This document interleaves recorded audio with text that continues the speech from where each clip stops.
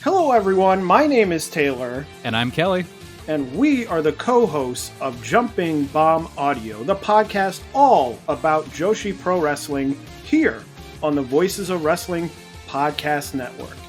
Every other Monday, we are with you talking about the biggest news in Joshi, along with show reviews, previews, and much, much more. So if you're new to Joshi or you've been a longtime fan, this is the show for you. We've got something for everyone here. So check us out, Jumping Bomb Audio.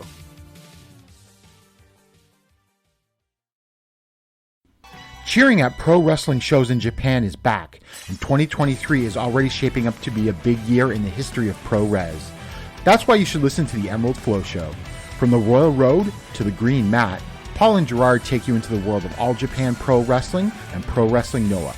Not only do we analyze events, but we examine business, who is getting over, what angles are working or not. Occasionally, we take a look at other Japanese promotions like DDT and Zero One. So if you're looking for more coverage of the world of Japanese wrestling, check out the Emerald Flow Show on the Voices of Wrestling Podcast Network, available on all of your favorite podcast apps. This podcast is a member of the Voices of Wrestling Podcasting Network. Visit voicesofwrestling.com to hear the rest of our great podcasts, as well as show reviews, columns, opinions, and updates across the world of wrestling. What do you guys want to talk about? You are listening to the Flagship Podcast with your hosts, Joe Lanza. Stephanie's smile is like a white woman in a Mexican restaurant. Please, she just told the waitress, gracias. Hun, did you hear me? I got the corn tortillas. Right?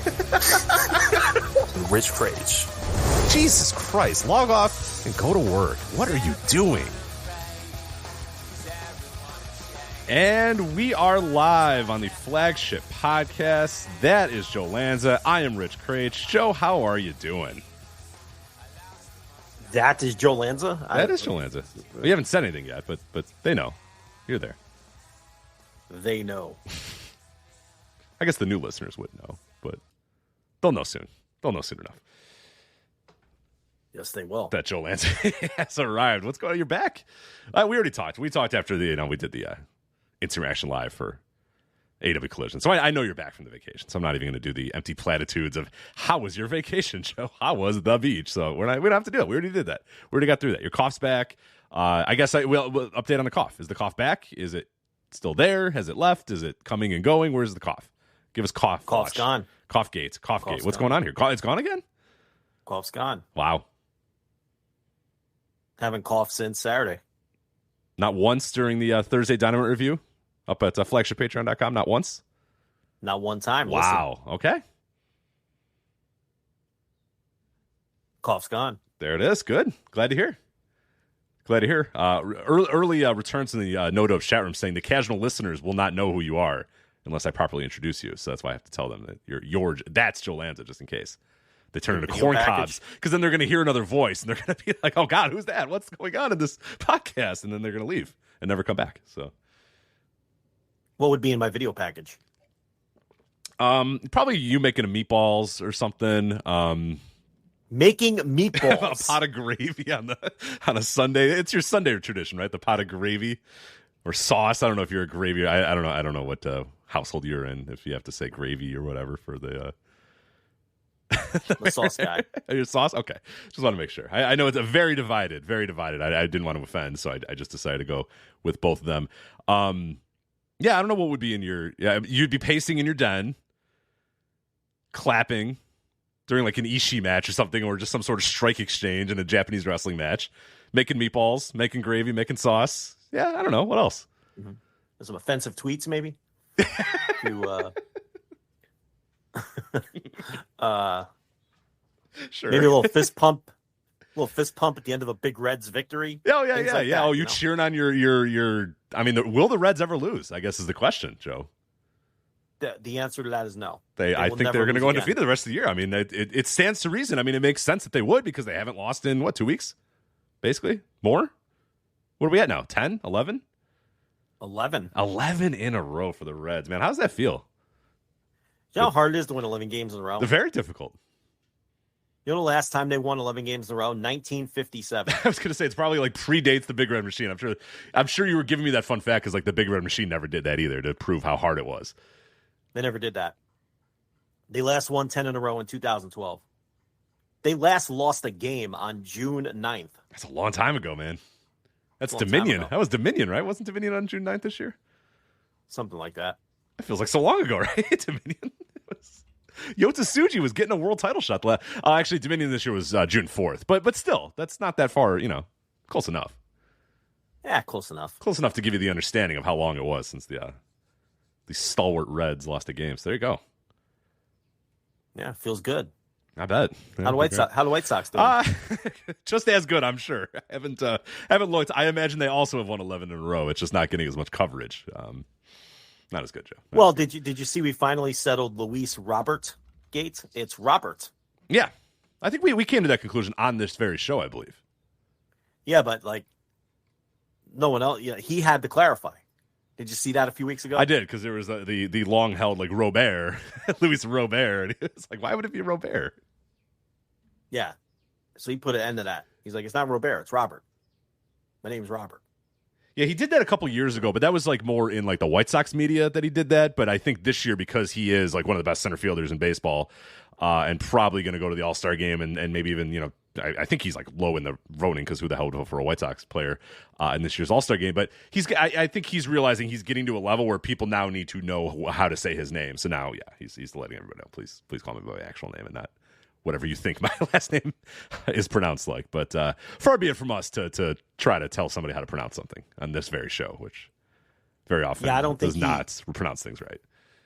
I don't think he advanced to stage 2 of the voting. No, he did not. I think he was 8th among center fielders or outfielders or whatever, which is pretty bad. But I wouldn't vote for White Sox players for the All-Star game anyway. They should actually be shut out. I know there needs to be a representative from every team, but I feel like the Royals, they don't get one. The Athletics, I don't know. Send Tony Kemp or something like that over. I forget who's even on the Oakland Athletics anymore. I don't even know. And then you do not want to send. I think Tony Kemp's batting 118. Yeah, I don't think he's the guy. I wish I was exaggerating too. No, I think you're absolutely right. Yeah, they should get a guy. If you're 18 and 55 or whatever, you don't get an All-Star. I'm sorry, you just don't. Tony Kemp's hitting 181. Oof. What's he on base though? Don't tell me. What's he on base though, Joe? 250. Oh, it's not about getting hits; it's about not making outs. But he appears to be making a lot of outs too. So I think Brent Rooker will be the A's All-Star. Oh, okay. I definitely know who that is. I definitely know who Brent Rooker is. Yeah, he's got 13 homers. Yeah. Oh, yeah. Household name, Brent Rooker. Yeah. I mean, they got to take somebody. I think they don't. That's the All-Star game. Who cares? Have a little fun with it. It's for the kids, Rich. Kids don't care. Who kids care about the All-Star game anymore? They don't care. It's your chance to see the stars from the other league. Finally play Rich. One another, yes, except for they play each other all the time now, including every single team plays every other team. But this is your one and only opportunity to see Shohei Ohtani rub shoulders with Mookie Betts. It's only going to be here in the All-Star game. Only time you can see it. So, yeah, you're right. Brent Rooker, 1.3 WAR. Okay. Through 65 games. That's their best guy, 1.3 WAR. Yeah. I don't know if he leads the team in WAR, but probably not far off. At least. I think he's been their best player in the first half. Okay. I've watched a lot of A's baseball. Willingly, don't or you just the ridiculousness of them is probably what's doing it for you. I enjoy watching bad teams. I do it in football too. I always give a screen to I watched the Houston Texans all year last year. I have a perverse thing where I enjoy watching bad teams. I watch the A's almost every night. Bad baseball's tough, though. They play on the West Coast. Bad baseball's a different animal, though. But yeah, I guess you're right, because they play the West Coast. I used to grow up watching a lot of A's games as well, because you pop on, ESPN or MLB Network, 11 p.m. or whatever, and you're either going to get a Dodgers game, an Angels game, or an Athletics game, most likely. And during most of my life, the Athletics were decent enough that they'd usually play them in empty-ass arena, the Coliseum with one guy with a drum, and it's this droning. It was always very good to fall asleep to. I always love falling asleep to Oakland A's games. It always had that kind of like there'd be like a doom doom doom doom, like one guy in the outfield, banging a drum or whatever. Like I love the Oakland A's, but the soon to be Las Vegas A's, unfortunately, but maybe sort of. Yes, we'll see. Yes. Why is everyone wound up about that? I don't give a shit if they move. Yeah. Do you really care? Do you really care as a sports fan if the A's move? Like, if you're not an A's fan, why would you care? I don't. Yeah, I don't really care. Right? Like, it's odd to me that people get so worked up about that. Like, they've played in 3 different cities. It's not even in Oakland. They're not even in Oakland. Like, they didn't begin in Oakland. They moved to Oakland. That's what I mean. Yeah. Like, they were the Philadelphia A's, the Kansas City A's, and now the remaining fans in Oakland are like, they're stealing our team. You stole the team. Right. You stole the team.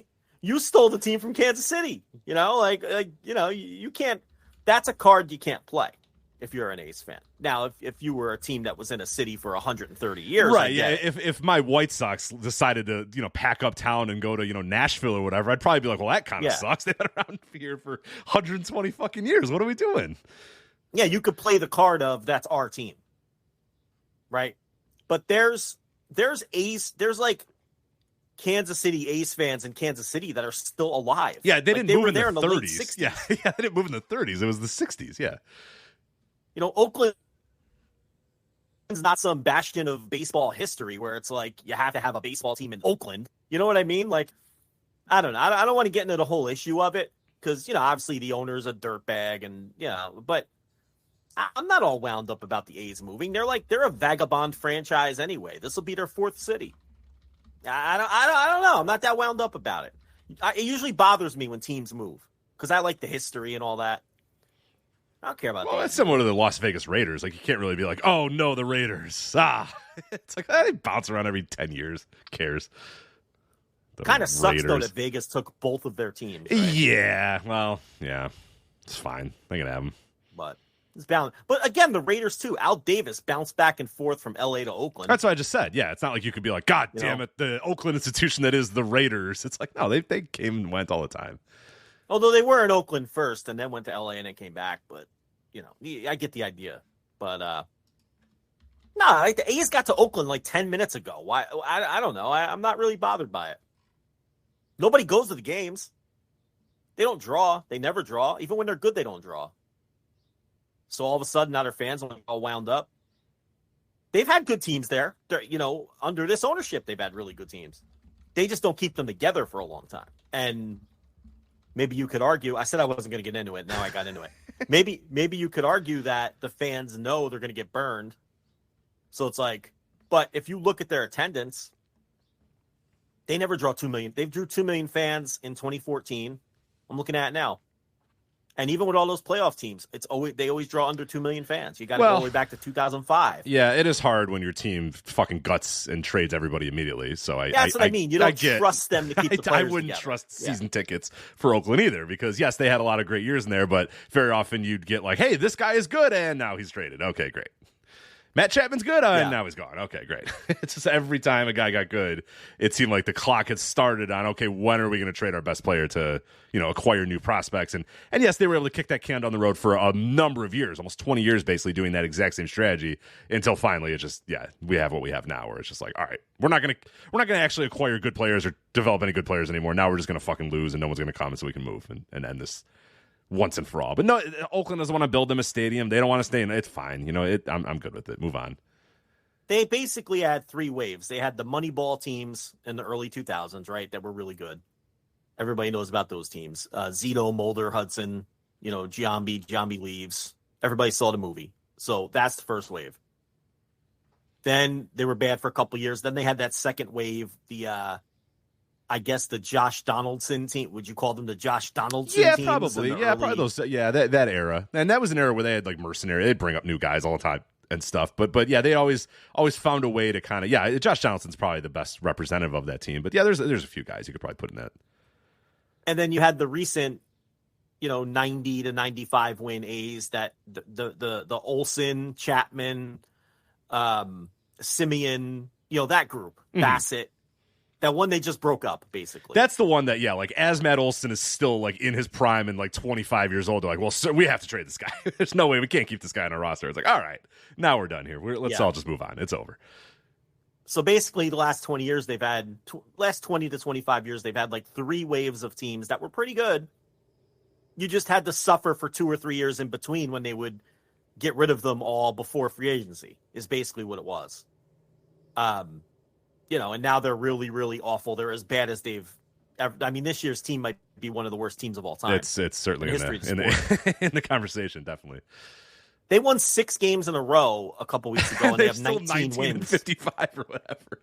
I know, I couldn't believe that. Because I remember that they had won in that little winning streak. So I was like, I got to see what their record is. They still only have 19 wins. They still haven't gotten to 20 wins yet. It's June 22nd. It's brutal. Like, the Royals aren't much better. Like, the Royals are escaping people's wrath, but, like, they're just as bad. Welcome to Voices of Major League Baseball. Right. We'll get to the NBA draft here in a moment as well. As we'll break down the shocking number 1 overall pick of Never Nervous Purvis Ellison, Joe. Any thoughts on that big, a stunning selection of your boy, Never Nervous? Yeah.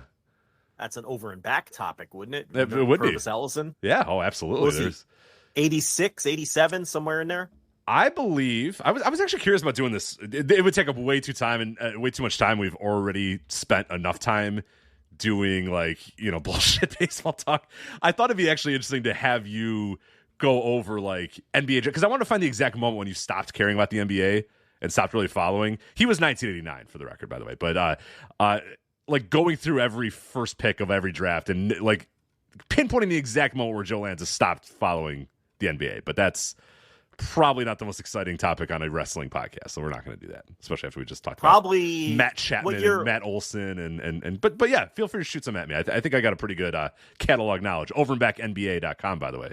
Overandback Classic NBA podcast. What year was the Kobe draft? The Kobe draft was 1996 for Kobe Bryant. Was it really? Yeah. Wow, then I've kind of it? Disconnected. It's 96? No. I'm using that as like a tent pole because it wasn't long after that where the NBA lost my interest. So probably the early 2000s. Well, you could certainly do the 96. I know you could do the 96 number 1 overall pick. 96 overall pick. Iverson. Yeah, there you go. Georgetown. Come on. I was at that draft. It was at the Meadowlands. Oh, yeah? Hell yeah. I've always wanted to go to a draft. That'd be awesome. Iverson, Kerry Kittles. That's the year, right? Yeah, that's a great year. Allen Iverson, Marcus Camby, Sharif Abdul-Rahim, Stephon Marbury, Ray Allen, Antoine Walker. What a top 6, man. What a top 6. Lorenzen Wright. Yeah, okay. They're not Kerry Kittles. We're back. Were you hooting and hollering for Kerry Kittles on your Nets? Or were you like a shitty New York crowd that just boos everybody? I know. I thought that was a good pick. Yeah. I mean, because Kittles, I watched him a ton in college. The thing was, I knew we weren't going to get Iverson, but I would have been okay with Kittles or Ray Allen. Ray Allen was a beast at UConn. Yeah, it was. But that was one of those drafts where you recognized every player from being a star in college. You don't have drafts like that anymore. No. Now you get a 7'5" freak from France going number 1. Then guys from like whatever this developmental league is, these guys from the Ignite. You got the G League Ignite, and then you also have the Overtime Elite. Do you know what the Overtime Elite is? Yeah, it's like with all this bullshit, and it's like no, but it hurts to me the entertainment value of the draft when you don't know who the hell the players are. Like you just ran off the first 8 picks of the 1996 draft. And I can vividly remember watching every one of those guys play in college. Right, Georgetown, UMass, California, Georgia Tech, UConn, Kentucky, Memphis, Villanova, Louisville. Yeah, you knew all those dudes. Samaki Walker at Louisville. Yeah, they all played until they were juniors or seniors, and they all played the NCAA tournament. And you could watch the draft and be like, "Oh, I've seen that guy. I think they should pick this guy because I like his rebounding." Like you knew the players. You don't know these fucking guys anymore. Playing for G League Ignites, like if you say you know them, you're lying.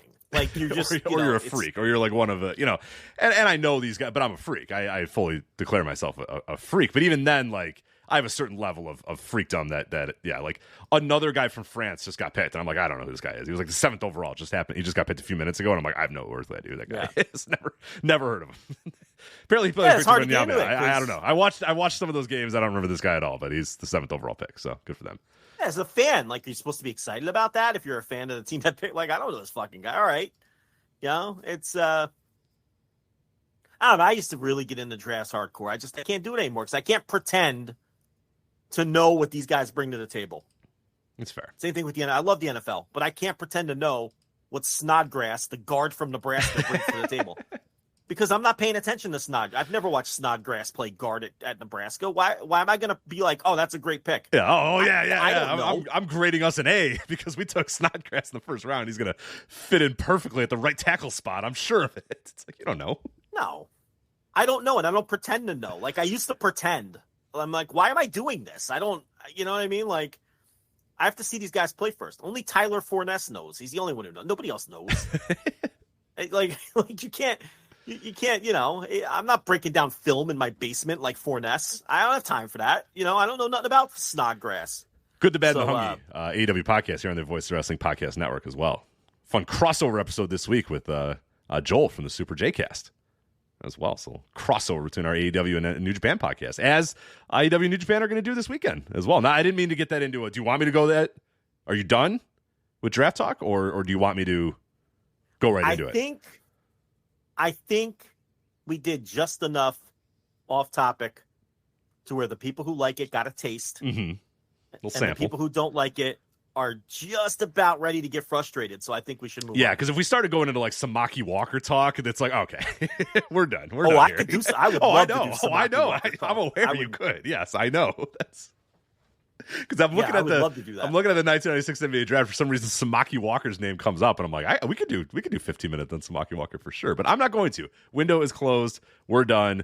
We're moving on. But you mentioned Tyler Forness, co-host of the Good and the Bad, the Hungry AEW podcast on the Voice of Wrestling Podcast Network. As I mentioned, did an incredible crossover episode this week with Joel from the Super J-Cast, which is a perfect way to segue to what's going on this weekend. AEW and New Japan Pro Wrestling's Forbidden Door. We're going to preview it from top to bottom, every single match, give our predictions, our picks, and talk about what looks like it's going to be a hell of a show, which we are going to talk about our coverage as well this weekend. So stick around for that. We'll get to that in just a moment. Also going to do upcoming AEW lineups, Owen Hart's tournament brackets. We got Collision Episode 2, the lineup for this Saturday's show. We got AEW Collision Episode 3 in Hamilton on the 29th. We have that episode all ready to go in terms of, I don't know if I have that date right. I don't think I do. I think it's the first. But men's Owen Hart bracket, women's Owen Hart bracket. We got all the stuff going on with AEW. Tons of stuff going on in AEW.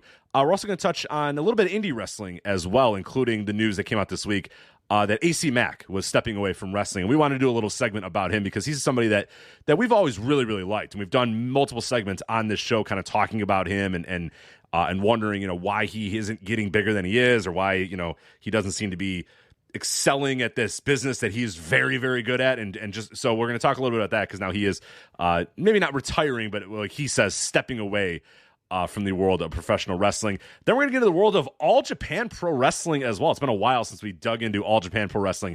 They had a big show on the 17th, including a Triple Crown title match between Nagata and Yuma Anzai that we're going to talk about. And also some other matches as well, some good tag matches on the undercard. So some things happening in All Japan Pro Wrestling, so we are going to get into that. And then Noah as well. Noah's got their N1 Victory tournament coming up in a couple of months here. August 6th is when it starts, but we do have the blocks. There's some pretty interesting names in those blocks and some interesting people coming into Noah for the N1 Victory tour this year. So all that coming up here on the Flagship podcast. But Joe, let's get right into it with Forbidden Door. It's the best way to start. Obviously, you did your Thursday Dynamite review on flagshippatreon.com, of course, $5 tier. If you want to listen to that. And you went over the lineup a little bit, talked about the build, and I was at Dynamite last night, so it was a hell of a show to go to. Really, really enjoyed that. It sounds like you enjoyed it as well. But yeah, what's your, before we go match by match and kind of talk about, what's going on Forbidden Door, like what's your temperature on the show this year? Because last year was, as many people will remember and discussed during the AEW media call this afternoon as well, is that there was so many weird there was a lot of weird vibes around Forbidden Door last year. It was the uneasiness of AEW and New Japan. Like, are they really getting along? Like, why is this thing happening? And then it was just injury after injury after injury after injury. And it's like, what is this card even going to be? And the end result was like one of the best pay-per-views of all time. Like, clearly the show of the year last year featured some just incredible matches, incredible atmosphere, incredible moments. And man, you go into this year, and I don't know about your vibe, Joe, but I am just like counting the hours down until the show comes. I cannot wait for Forbidden Door this year. This card looks amazing on paper. Really only one match that you can point to that really got disrupted by injuries. They pretty much were smart about everybody else and just said, nobody else do anything until we're ready for these big matches here. But, man, I am pumped up. Knowing what we got last year, knowing what all these wrestlers are capable of, how can you not be just like a 10 out of 10 excited for Forbidden Door? I don't understand how you can't be, especially with, the top 3 matches that we're going to talk about here in a moment. What's your temperature on Forbidden Door? Yeah, the card looks great. The card on paper, obviously, is way better than the card on paper last year. And what's funny is, I still feel like last year's will be hard to top because last year was such a great show. But I do think that what we're pretty much guaranteed this year is that this show will have a higher ceiling than last year's. Last year's was just a great top to bottom show, including the pre-show, but it didn't top out with a match of the year contender. I think most people would agree that the Will Ospreay Orange Cassidy match was the best match on the show.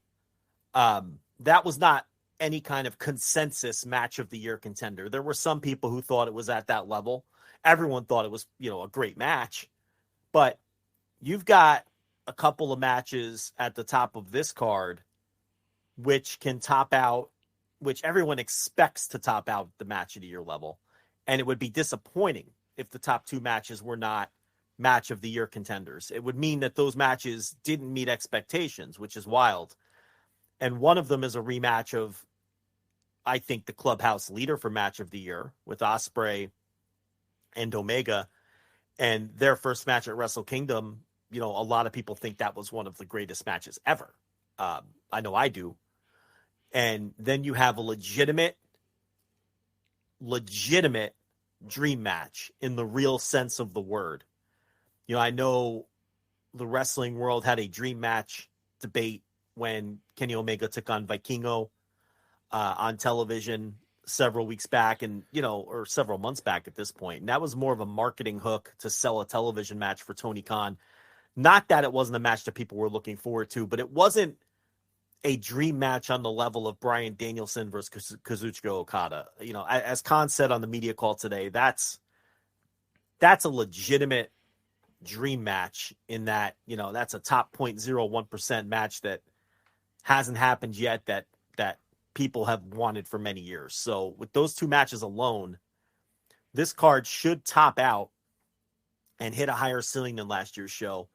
But it's not going to be easy to match last year's show as a top to bottom experience, especially with how hot the Chicago crowd was. Toronto is really going to have to bring it. And I think Toronto is capable of bringing it. Oh, for sure. They're a great wrestling city too. But I don't know if they're Chicago. That crowd really elevated that show last year. And there was just a certain energy. And I don't know if the second time around you could really capture the same vibes or energy. But the on-paper lineup is incredible. And it would shock no one if it's the show of the year again. Because last year's show was... And, it's rare to have a pro wrestling show of the year that doesn't have a legitimate match of the year contender on it. And last year's didn't. So this year's could have multiple legitimate match of the year contenders and matches we're talking about for decades on top of everything else. And the rest of the card obviously it ranges from looking great to solid, up and down the card. So, I don't know if you're the kind of person who listens to this podcast, I don't know how you can't be extremely excited about this show. It looks like it's going to be phenomenal. Right. I mean, to show you how just loaded this show is, you have CM Punk and Satoshi Kojima, which is like, I don't know, at best, fifth from the top, right? like it's probably the fifth or sixth. Like, you got Blackpool Combat Club and Elite. You got like, that's a match that, like, as they were announcing it, I was like, wow, we don't need that. There's enough already. But I mean, I'll take it. It's fine if you guys want to do that too. Great. Like, that's what I'm thinking last night, is they just keep adding more good matches. I'm like, all right, you don't have to. We already have enough good matches. But if you want to add one more, sure, go for it. Let's do it. Yeah, let's do BCC versus Elite again. Yeah, sure, you want Punk and Kojima. Great. Keep doing it. Keep going. I mean, the one thing that might play out is the expectations going in, because, you know, like I said, I'm like a 10 out of 10 on this show. Like, I cannot wait, counting the hours down, just waiting and just cannot contain the excitement that I have for Sunday to come and Forbidden Door to start. That it might be a victim of its own expectations, wherein it not being a show, like, and not being an, oh my God, that's one of the greatest shows I've ever seen, will make it seem like it was a disappointing show. Whereas last year was just like, look, I don't even know how this show came together. I hope everybody just makes it out alive. Like, do you remember that like, I'd have to go back and listen to our preview last year. We probably had, like, the look, just get this thing over with and move on type of, because it was like the most snake-bitten show ever. Injuries across the board and weird stuff going on between I mean, it was just such a weird show. And I think we were just probably like, just get it over with and move on. And, like, hopefully everything's okay and everyone survives. And then you can just get on with the rest of your year or whatever. And then the end result was like a really, really, really fun show and a really interesting show. So that helped that we really had almost no expectations for last year's show, and then ended up exceeding them, you know, greatly. Whereas this year, I think because everything went right and everything went mostly right, that we're going to go in thinking, okay, this is definitely going to be the show of the year. And if it's even a slight tinge less than show of the year, then people might say, yeah, that was really good, but I don't know, I was expecting a little bit better. I don't know. Like, I don't see, like you said, I don't see how I can think that when there's Omega and Ospreay and there's Danielson and Okada. And the floor for those are some of the best matches of the entire year. And I guess we'll really, if at the end of that we do our instant reaction live after Forbidden Door, and if Omega and Ospreay, one of or both, if they're not both like, these are some of the best matches we've seen all year, then maybe the show will be a disappointment. But I can't, with those dudes, with those four names that I just mentioned there, I'm not betting against those guys. You're going to bet against Omega and Ospreay? You're going to bet against Danielson and Okada? I'm not betting against those guys. Are you kidding me? No, those matches are definitely going to be great. Look, here's what's weird about it. And let me try to make sure this makes sense. If this year's show is exactly as good as last year's show, it will be considered a disappointment, even though last year's show was the show of the year. Does that make sense? Yeah, no, for sure. Because on paper, it should be better than last year's show. But my whole thing is, I don't know how you can be that much better than last year's show. So, you know, but the perception, if those top two matches deliver, you know, this show, what the edge that this year's show will have is it's going to have two super high-end matches, while last year's show really didn't have one. And I guess in some people's eyes, maybe it had one, but you get what I'm saying. So that's the weird thing. I think it kind of helped last year. I'm not saying that last year's show wasn't great, because it was. But I did think the lowered expectations helped it. Oh, yeah, we came in just saying, like, hey, man, I don't know what the hell this thing's going to be, but whatever. You know what I mean? Like, let's just get it over with, and maybe it'll be fun, maybe it'll be great. Who knows?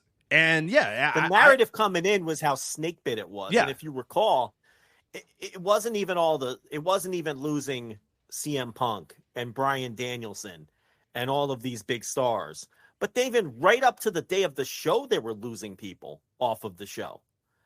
You know, so it's like Hiromu, right, who was supposed to work the show, and I think he got pulled like the weekend of the show, and it was just up and down. It was just, and again, I've said this many times. One day, Tony Khan is going to tell the true story, the true behind the scenes tale. A book can be written of how that show came together last year. And we didn't get the first draft, second draft, third draft. We may not have even gotten the fourth draft of what that show was supposed to be at the end of the day. And I thought people, and this is not with the benefit of hindsight, because I was saying it in real time, that I thought people were way too hard on Tony Khan in terms of the build to that show. That was an impossible task, because not just every week, but almost every day there was a new twist and turn in terms of who was going to be able to work the show, who wasn't, who was injured, who got hurt, who New Japan was going to have available. they weren't even positive they were going to have Okada available for that last go home until like the day of. I mean, it was just flying by the seat of his pants every day to try to put anything together, and then it ended up being one. That, to me, in terms of putting a pay-per-view together, that's his greatest accomplishment, Tony Khan, with all the great pay-per-views he's had, because that show last year had so much adversity attached to it with all the problems, and then it sold every ticket. It did the great pay-per-view number, which I'll pat myself on the back for that, for predicting that as well. And now they have an event that, because that one was so great, this year sold out instantly. And they really picked too small of a building. They just undersold themselves on that. And I know they're up over 13,000 now, and they keep opening up new sections. And they'll probably have about 13.5 in that building when it all's said and done, if they keep opening up new seats. But they probably could have run some kind of small stadium or something for that show. And if this one's great again, I can't imagine they're going to run another 10,000 seater. At some point, you have to take this thing into a stadium and roll the dice and see if you can do 30,000 people for this. Because, and maybe you won't, but I think it's worth a try, because the first two shows have had an enormous amount of interest. And if they're both great, people are just going to assume next year is going to be great. Because why wouldn't you? They still have numerous potential dream matches on the table. Oh, plenty. Okada was on a 4-way last year. You know what I mean? Like, Punk got injured, and this year he's wrestling Satoshi Kojima. No disrespect to Satoshi Kojima. He might, he's one of my all-time favorite wrestlers. But that isn't any kind of special money-drawing match. They have so many legitimate dream matches still on the table. So, if this show is great, and it should be, they got to aim higher next year. But let's go over the card now a little bit and kind of break down and give some predictions of what's going to go down. So we have, of course, the top two matches. We'll start out with those, and I'll start with what I believe is being billed as the main event, or at least I think I heard that right. I'm assuming after the go home of Dynamite in the final segment of Dynamite, this is your main event.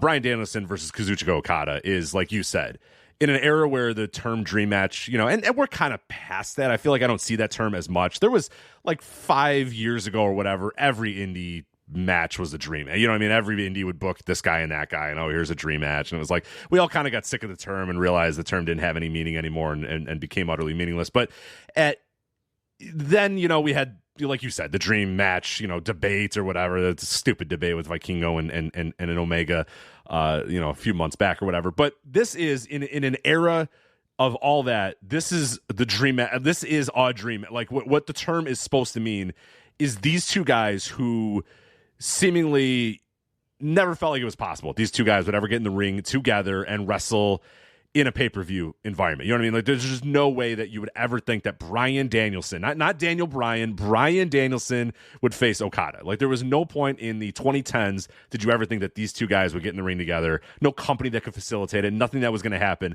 that was going to make these two guys come together and wrestle. And here we are. Because AEW is the company that can make that happen. And New Japan is the company that can make that happen. And we're getting it. I mean, this is think of like I don't know about your, list of favorite wrestlers ever, but man, these are two guys that are probably my top 5 for sure. Danielson and Okada, like for all time top 5 dudes at worst top 10 for Danielson and Okada. And they're going to be wrestling in the main event of this Forbidden Door show and from a sold out crowd in Toronto. I mean, it's going to be fucking spectacular. I have no doubt that this is going to be awesome. And anything short of that would really disappoint me. But even then, it's just like I don't know that I'm gonna like get mad if the match isn't like an all-time classic, because still these two dudes are gonna stand in the ring together, and that moment, like I saw it last night. I saw it last night being there live at Dynamite and seeing fucking Bryan Danielson and Okada standing in the ring staring at one another was just like, fuck, man, like this is so cool. This is unbelievable. So yeah, it's like I'm going in. This is like one of my most anticipated matches ever, because like I said, it's two top 10 guys for me, guys that I just never, ever, ever thought would get in the ring together and be in a position to have a match. and have both guys still be in their primes, really. Okada is as good as he's ever been, and Danielson is firing on all cylinders, too. He's been great in all of his singles matches that he's had over recent. Hell, even the multi-man matches or whatever you want to say. Danielson is solid as hell right now. So, man, it's I don't know what else to say about this. It's just, this is a dream match with a capital D. This is what that term was made for, is matches like Danielson versus Okada. Yeah, and I know there's some stuff that's yet to be announced, possibly for the pre-show, because there's only one pre-show match. I don't think they're going to add anything else to the main show, because there's already 10 matches, and 4 of the matches are going to demand a lot of time, especially when you factor in entrances and post-match stuff. You know, Omega Ospreay, will probably get 30 to 40 minutes all told. Same for Danielson and Okada. And then you have 2 world title matches, by the way, which have to get at least 20 minutes each from start to finish. And then there's 6 more matches. So I don't think they're going to add anything else to the pay-per-view itself for that 4-hour window. But you look, FTR is not on this show. As of right now, Tetsuya Naito is not on this show. Hiromu, Shingo Takagi. And now look, the LIJ might get a tag on the pre-show or something. Naito might be Sting and Darby's tag team partner and those sorts of things. But again, they're leaving so many talented people on the table. Bishamon is not on the show. They're not really doing any tag team title matches or anything like that. Kyle Fletcher is not on the show. You go right down the line. So, it's like there's so much talent that's on the sidelines. So, yeah, I don't know. The show is almost a guaranteed lock to be great. It's just a matter of how great those top 2 matches are going to be. I think the interesting dynamic in the Omega Ospreay match is the roles are kind of reversed. In the first match, Kenny Omega was the heel, Will Ospreay was the babyface. In this one, it's the other way around. Kenny Omega is firmly the babyface coming into this one, and Will Ospreay is the heel. And they're presumably going to have a third match. They're definitely going to wrestle again at Wrestle Kingdom. They're going to have at least one more match after this one. I don't know how many feuds I can recall where the babyface heel dynamic shifted with each ensuing match, right? We've seen feuds end with double turns. We've seen feuds where somebody turns it, or one or the other turns, or there's a double turn. How many feuds can you think of historically, and I'm not trying to put you on the spot, where the face-heel dynamic fluctuated as the feud was going? You'd have to look at things where it's similar to this one, where one guy works for one company and one works for the other. So you could look at ROH and CZW and their feud, where depending what company was hosting the particular match, the face-heel dynamics changed. Those are the kind of feuds you'd have to look at, where it was interpromotional and the hometown guy was always the babyface and the invader was the heel. But this is a situation which is similar to that, but these are also kind of sister promotions in a way, where the canon kind of bleeds into one another. So it's not exactly the same, but I just thought that was interesting. And coming out of this one, we'll see with the third match, or if they do 4, if those alignments continue to shift. So that's another interesting wrinkle for that one. As far as Okada Danielson, I mean, you don't need much of a story or anything for that, because again, the story there is it's just 2 all-time greats having what might be their only singles match. For all we know, this is the only time they're going to wrestle. That's all you need. Forbidden Door, Rich, Forbidden Door's for us. Forbidden Door, and when I say us, I mean the people listening to the show, you and I, people who love wrestling and love the wrestling aspect of wrestling, right? This show is for the smarks, and I'm glad it exists. And there are enough of us to sell out these buildings every year. There are enough of us to do a healthy pay-per-view number, right? So if you want to watch guys cut community theater promos on each other, and apparently a lot of people do, if you've seen the SmackDown numbers lately. Oh, yeah. You've got that every Friday. You want to go see the Bloodline do their bad acting and cut promos on each other and, all that. You have that. This is not for you. And not everything has to be for everyone. And, I'm so grateful and thankful that AEW exists. And it sounds like I'm kissing ass, but I don't care. And that someone like Tony Khan is running a major promotion. to make something like this happen. WWE would never do this. And if they did it, they would do it horribly. We all know how it would go. It would be awful. So it's great that for fans like us, we have a promoter who's willing to do shows like this and sit down at the table and do business with people like New Japan and Gato and put together shows like this, because he's one of us. And this is why, you know, we kind of knew he would succeed as a promoter just because of his background and obviously the money and his connections and all of that. And we don't need to relitigate all that. We knew that he would succeed. But we're so lucky that someone with those connections and that money and that background was one of us, and not someone who was like some Russo disciple or someone who was like an Eric Bischoff or a Cornette disciple or something, where, you know, history should be very different. And a lot of the people listening to the show might not have been fans anymore if that was the case. If you had WWE and some Vince Russo inspired promotion. Right. If Vince Russo had $1 billion, good God. You know what I mean? Ugh, gross. Yeah. You know, and man, you know, sometimes I'm just so grateful that AEW exists, and Tony Khan was, you know, a DVD-VR guy reading the Observer, because, you know, not only does AEW exist and do great things like this, and for the most part run a promotion that we can sink our teeth into as smarks, but it's wildly and massively successful as well. And I don't think people should lose sight of that or get wrapped up in Twitter nonsense. Okay. You know, if WWE didn't exist, there's not a single rational, normal thinking person who would consider AEW anything other than a massive success. They now have 2 primetime television shows that finish top 5 every week. They've got a 3rd show that airs on Fridays. They're running successful pay-per-views. They're putting 67,000 people into Wembley. They're putting 13,000 people sell out in a pay-per-view this month. They just put 10,000 people in Chicago on Saturday. They put another 6,000 or 7,000 people in Chicago on Wednesday. They are an unmitigated, massive success. And the only way to say that they're not is to compare them to the company that had a 4-decade head start. And it's so disingenuous, and it's such nonsense to use that as the bar of success. It's not. They're wildly successful.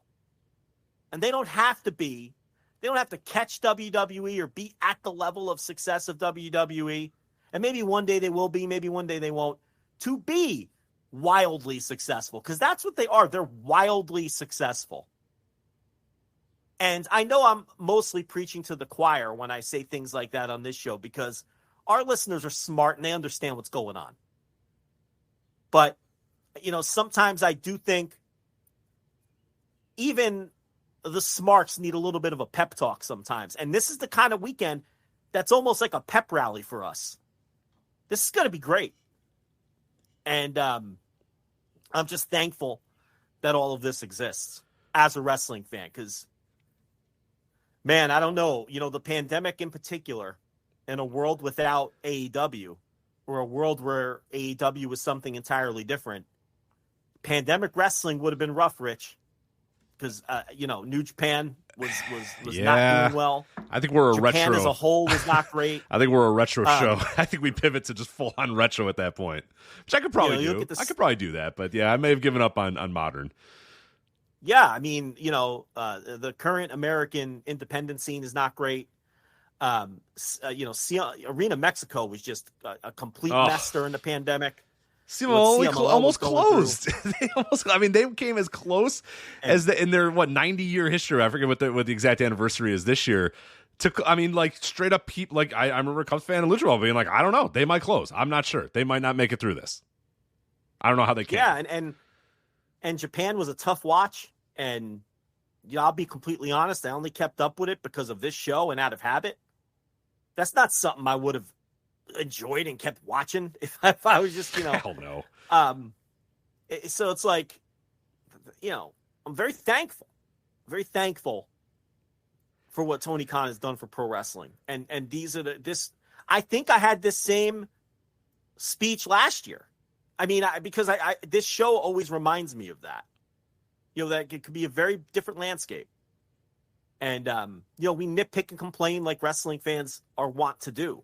But, man, it's the truth. I find current WWE utterly unwatchable because, Rich, I force myself to watch it every week for the benefit of this show.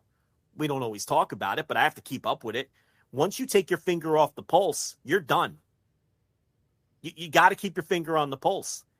And it's a tough watch, man. I have to grit my teeth and force myself to get through that bloodline stuff, let alone the rest of the show.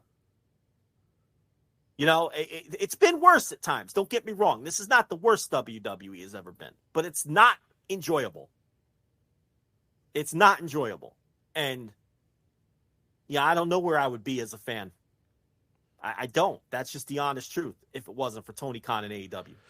Well, and I mentioned at the top when I was talking about Danielson and Okada, like there does not exist a scenario where at any point during Daniel Bryan's run in WWE or whatever did I think that we were going to ever get Okada, who's killing it in Japan and just becoming this generational superstar over in Japan. In no point did I think, man, so one of these days I'm going to be able to see these two guys wrestle in a main event. Let alone, like, not even that they're wrestling in the main event of this show that's going to be in front of a sold-out crowd in Toronto or whatever, that the story of the match is that it's Bryan Danielson and Okada, and they're two of the greatest wrestlers in the world, and they're going to face each other. You know what I mean? Like, it's not, nobody hit each other with a car. Nobody took anybody out with a tire iron. Okada didn't have to get stretchered out. It's just Danielson saying, I'm the best in the world, and Okada saying, no, you're not, I'm the best in the world. And then they're going to come out and they're going to have a 30-minute match, 30-plus minute match, and we're going to find out who's the better of the two guys at the end of the night. Like, you know what I mean? Like, that's it. And that is the other thing that I would never have gotten. Even if in the weirdest timeline, I got somehow, some way, Daniel Bryan versus Okada. You know what I mean? God only knows what that would have been like. It's not going to be like this. It's not going to be Bryan Danielson, best in the world, versus Okada, best in the world, main event. Forbidden, you know what I mean? Like, it's just so that's where I'm just like so much more excited and so much more pumped about this match as a result of this, and something I just never ever thought I would ever see in my life. And yeah, 10 out of 10 excitement there. Who wins? I don't know. I don't care. Whatever. Yeah, I mean, Okada probably wins, but yeah. I mean, I don't care who wins. I mean, look, and then you look at Omega Ospreay. The Okada Danielson thing. It's just.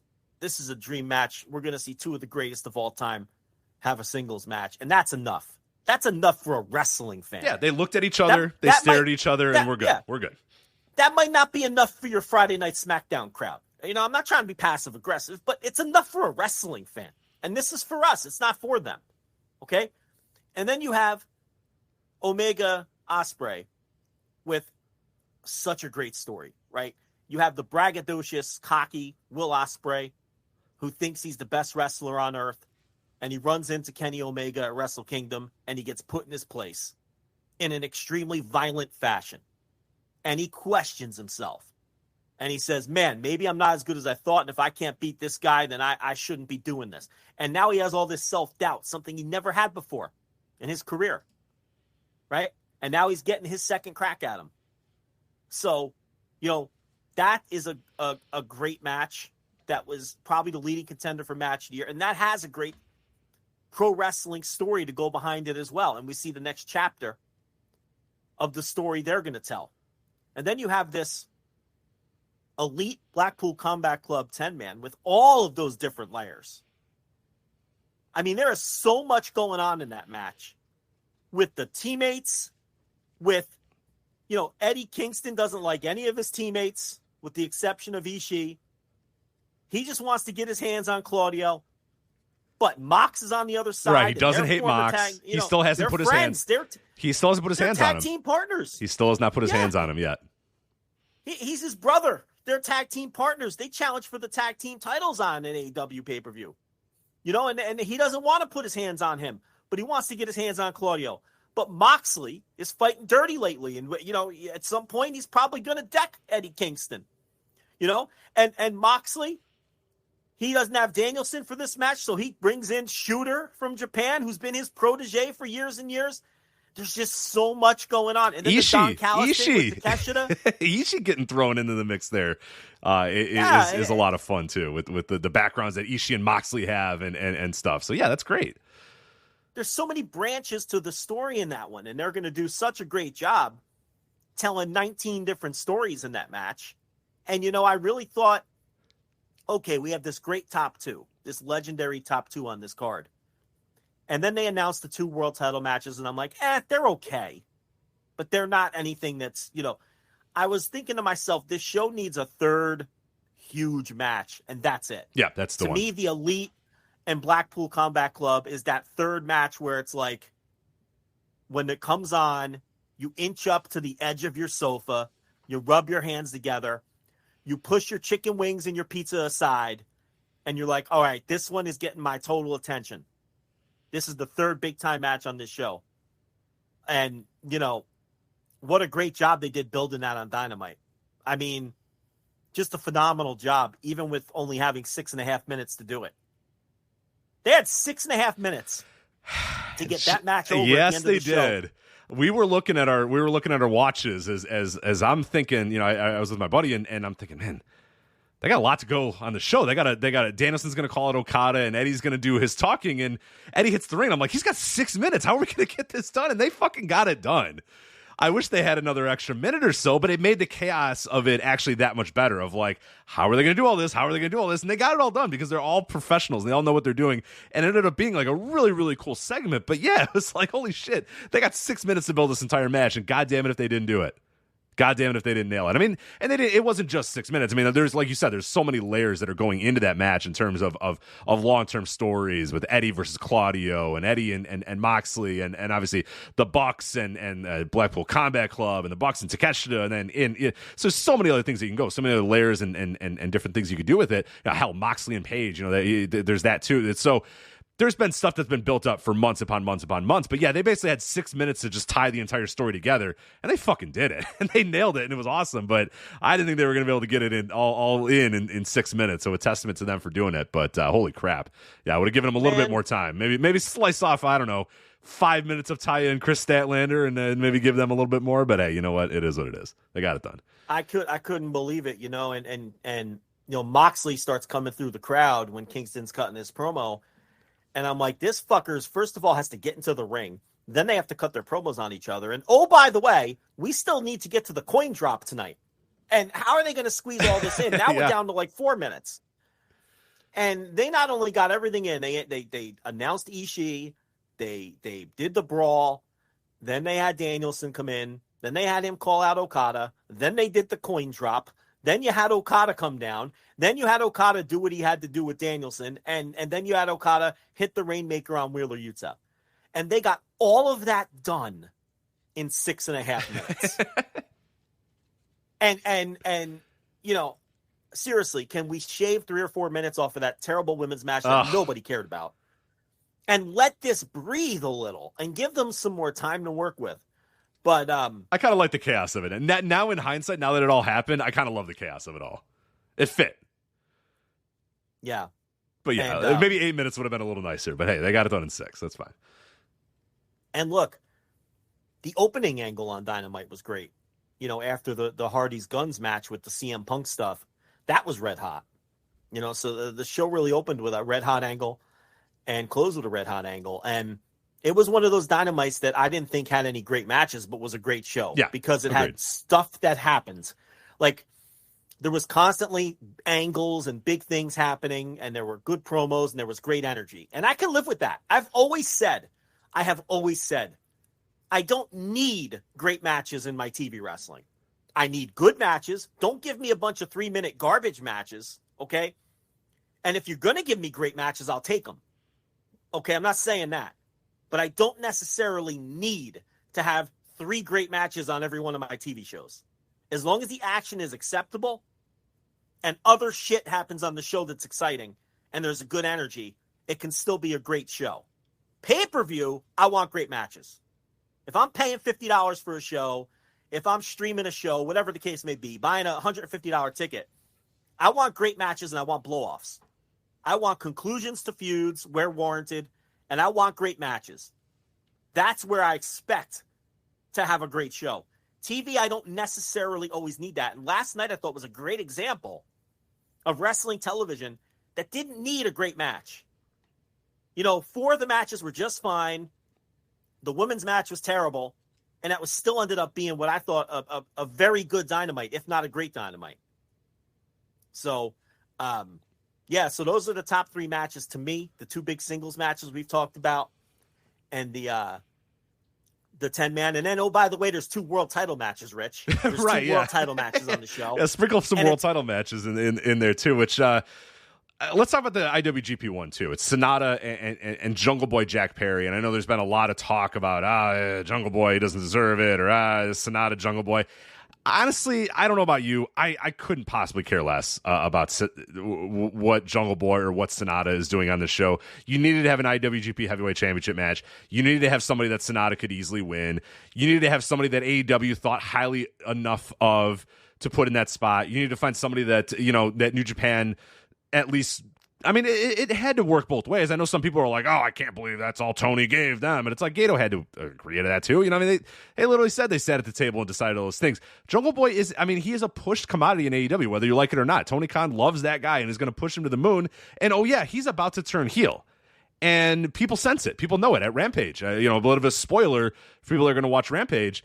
He's booed like crazy on that match against Dookie because people kind of got the underdog aspect of Dookie a little bit there and sort of, turned on Jungle Boy a bit and said, we're not that into this Jungle Boy thing anymore. They sense it. They know that a guy's turning heel. They're shining a light on it. It's obvious. Anybody with a brain who watches wrestling knows that this guy is probably turning heel. So I think this is a great opportunity for him to go out there. He's 100% going to lose. We all know that. It's okay. He's 100% going to lose. Sonata's going to win. And this might be a good way to tell the story of Jungle Boy kind of losing it and finally getting to that breaking point where he turns on Hook or he turns on the fans or he turns on whatever it is going to be that's going to make Jungle Boy, turn that next level. That's and how he got this match is he just stepped in front of the line and said, Sonata said, I'm doing an open challenge. And Jungle Boy said, oh yeah, I'm going to take the open challenge. The end.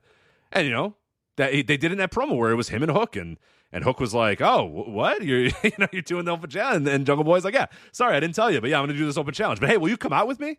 Will you be my second or whatever? So they teased the tension there. But yeah, it's just like, I don't know. Anybody giving this any sort of thought, I can't believe I've spent as much time talking about it as I just have. Like, I don't care. It's this show, and there's going to be enough fucking crazy-ass things on the show that, like, you just need Sonata to go out there and beat somebody that's a pushed enough commodity in AEW that the loss isn't going to hurt them, and a win will be fine, and that's what this is. So, I don't know. Yeah. Will the match be good? I don't know. Probably be all right. They're pretty good wrestlers.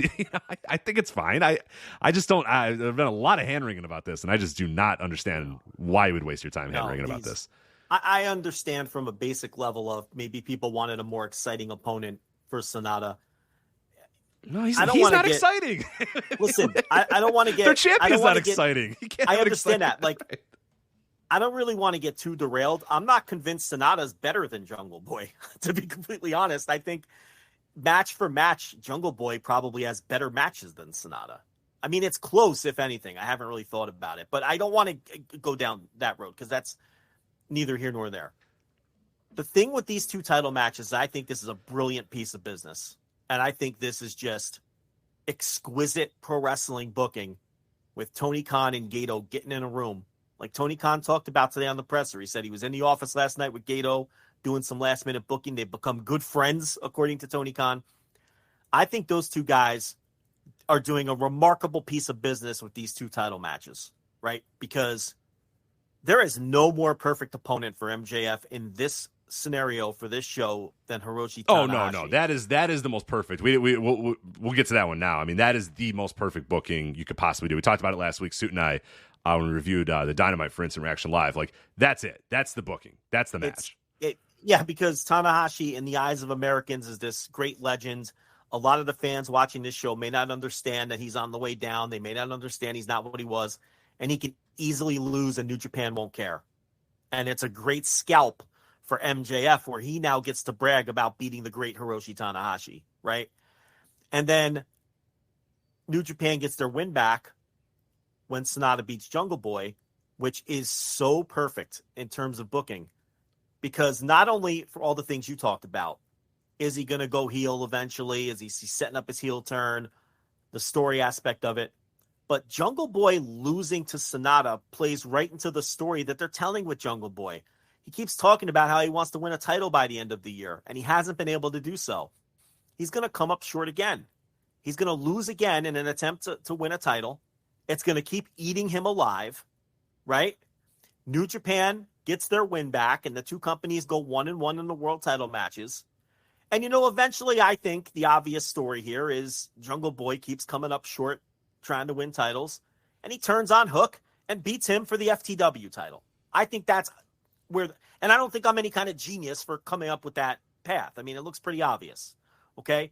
And that's the heel turn, and that's the title that he ends up winning, after coming up short for all of the real titles that he attempted to win.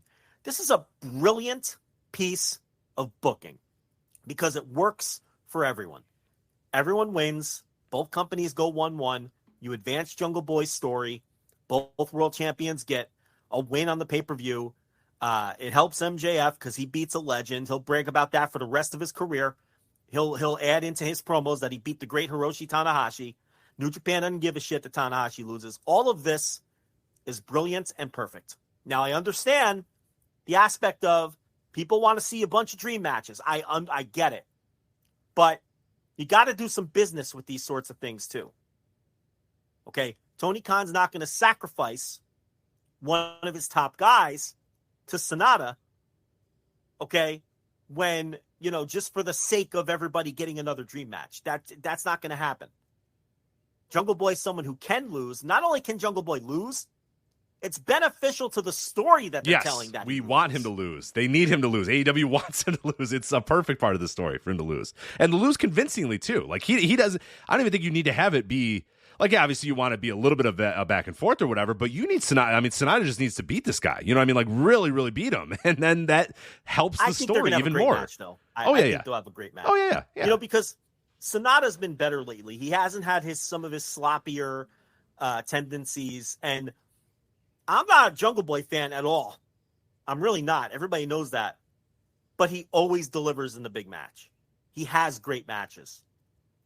And Sonata's capable of having great matches. Now, if they don't have chemistry, I could see this match falling apart.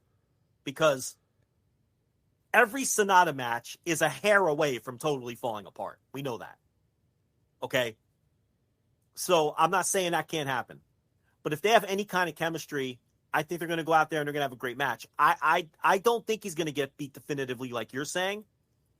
I think he's going to take Sonata to the limit and get beat in the end, because that'll play better into the story. Even though in the matches to the run-up, he's kind of been getting his ass kicked.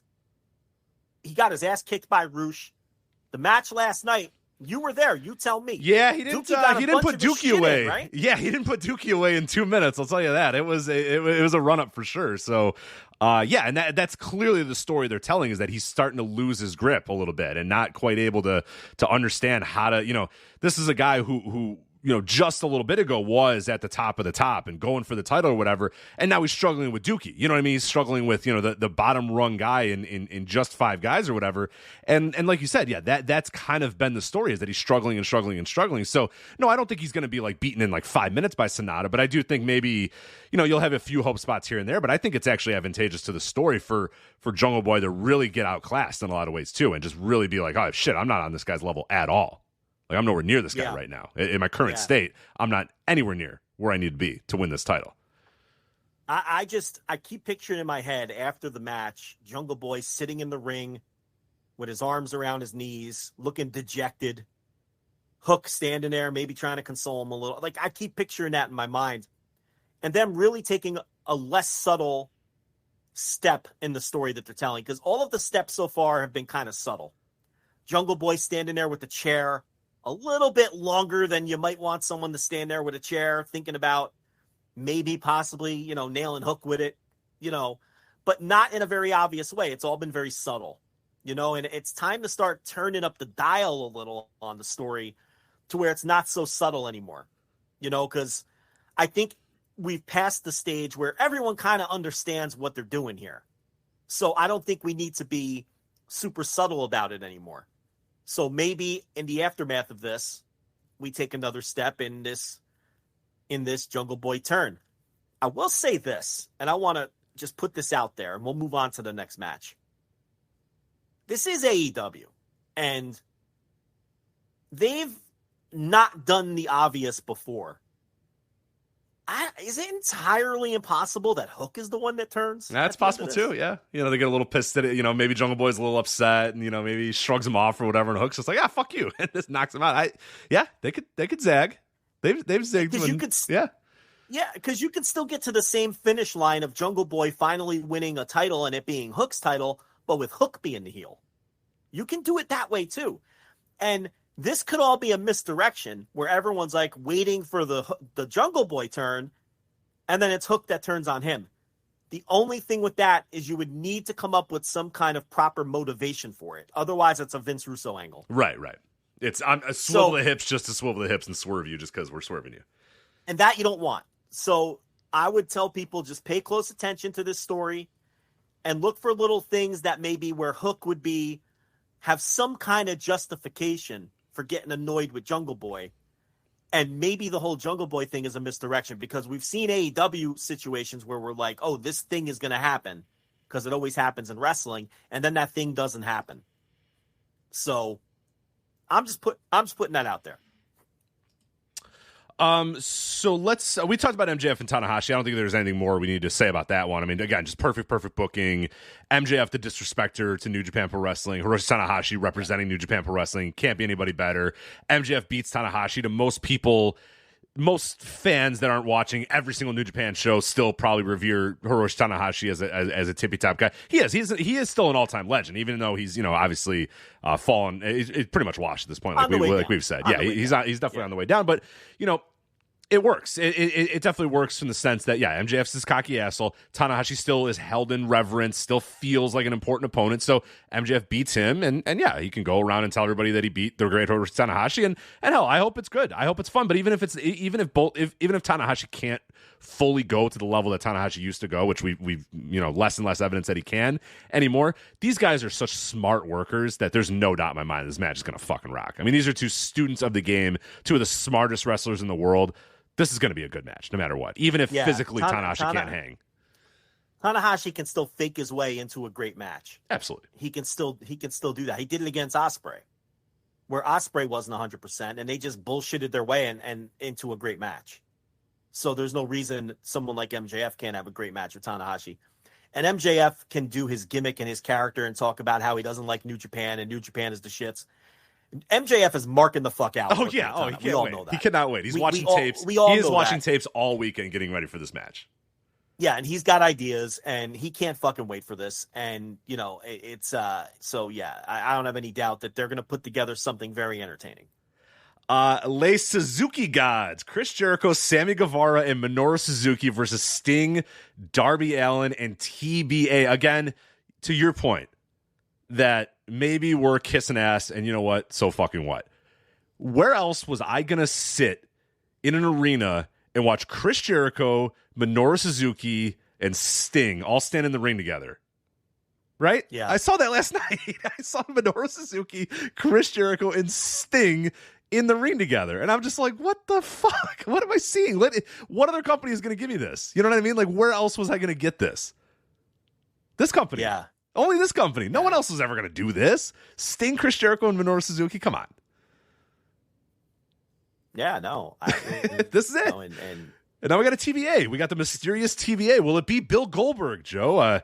Tony Khan working pretty hard to try to opposite tease the direction of Bill Goldberg. Is it going to be Shingo Takagi, who's had some background teaming with these guys? He's not booked as far as I know yet at anything for that show. So I don't know. It could be Shingo, but it kind of felt like they were building it up to be somebody maybe a bigger. I love Shingo, obviously. You know that. Any listener to this show knows that. But didn't it feel like they were building it up to be somebody a little bit more important than Shingo? I don't know. Is that fair to Shingo? Well, Darby and Sting said that Jericho has made many enemies, and it is Forbidden Door. And Jericho had a very famous feud with Tetsuya Naito, a money-drawing feud. Yeah, and now that would be a big one. And that would be big enough, for sure. And Naito's not booked. So Naito has got to be the clubhouse leader. Shingo has been pushing on Twitter that he doesn't have a match and he should get ready because he's friends with these two guys and teamed with them last year. The misdirection from Tony Khan when it came to Goldberg on the media call, I took as a little too much of a misdirection. I think Goldberg's in play. I'm not saying it's Goldberg, but Goldberg makes sense because he obviously has a very smarky history with Chris Jericho. And that would play into the story as well. And I know a lot of people wouldn't want to see that. And I know that Bill is washed up. His last few matches were a disaster. I wouldn't mind it in this spot. No, he's just got to throw a spear. He's got to throw a spear and a jackhammer and snarl and yell. And this would be like 6th from the top. It's a gimmicky match to begin with. He's got to throw some spears and just be Bill. Be in shape and be Bill. And I wouldn't mind it. I'm not saying it's what I want, but if it is Bill, I'm okay with that. I think that would be big. It would feel big. And then I guess LIJ could do like a tag or something, you know, on the pre-show or something, which seems like a weird spot for Naito. Yeah, definitely seems like probably, a waste. It's probably Naito. It's probably Naito, yeah.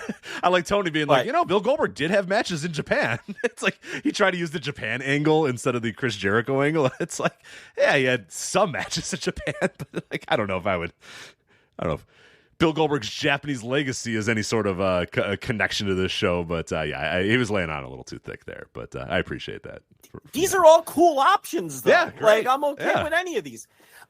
My hope is we're not working ourselves into a shoot, and it's not Naito or Goldberg or Shingo, and it's like something deflating, but I can't even come up with what that would possibly be. But they laid it on a little too thick for it to just be like, I don't even know who. I don't even know who. Yeah, I'm trying to insert like Action Andretti or something. You know what I mean? Like somebody that you're just like, all right, that's fine, I guess.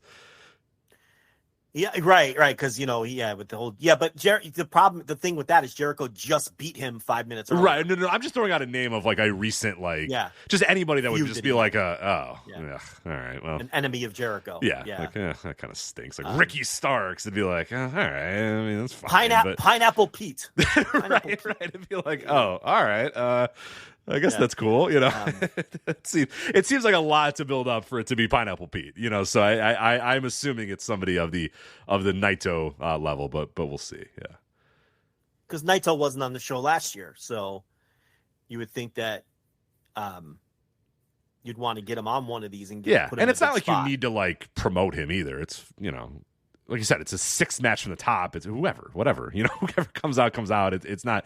Most of the tickets are sold. You know what I mean? Maybe you want to sell a few extra pay-per-views, but I don't know. I like the surprise. Sometimes it's good to have some surprises along the way too. So I got to tell you, I think Bill Goldberg would sell a couple pay-per-views. I think a Bill Goldberg, his debut in AEW. Listen, we're not talking about the 19th WWE comeback. Oh no, he'll draw. No, that first time he's in AEW, he's drawn for sure. Yeah, I'm not saying it's going to make the difference. I'm not saying he's going to sell 30,000 pay-per-views. But if he comes out on Collision and that piece of video makes the rounds on social media, that's going to be a big deal for your WWE kind of fan, your quote-unquote casual fan. That's Bill Goldberg is still an attention grabber, right? Now, everyone listening to this show, 90% of the people listening to the show want it to be Tetsuya Naito, and they're cursing at us on their device. And they're like, fuck Bill Goldberg. We don't want that. And I understand that. They want Tetsuya Naito on the show. I think it's going to be Tetsuya Naito. And obviously I think that's the best fit. But I'm just saying that if it's Bill Goldberg, and we're wasting a lot of time on Bill Goldberg when we wouldn't even be talking about this. If that guy didn't ask the question. Sure. If the guy, Bill Pritchard from I don't even think it was Bill Pritchard. Whoever asked the question. But I just thought Tony Khan's answer was odd. And people took it as Tony Khan hand-waving Bill Goldberg. I took it as Tony Khan teasing Bill Goldberg, the way that he answered that. So, I don't know. But, yeah. I love Minoru Suzuki and his entrance in a big American basketball building like last night. And everybody's singing along. It reminds me why I love pro wrestling, and he's waving the crowd up, telling them that, and you might not have seen because you were live. but the television angle was perfect when Suzuki's on the apron, waving his hands in the air, getting ready for the chorus. Chris Jericho was marking out behind him, enjoying the moment. Like, you know how I always talk about with wrestlers, it's in the eyes? Yeah. Whether they're on or off. In Jericho's eyes, he was off.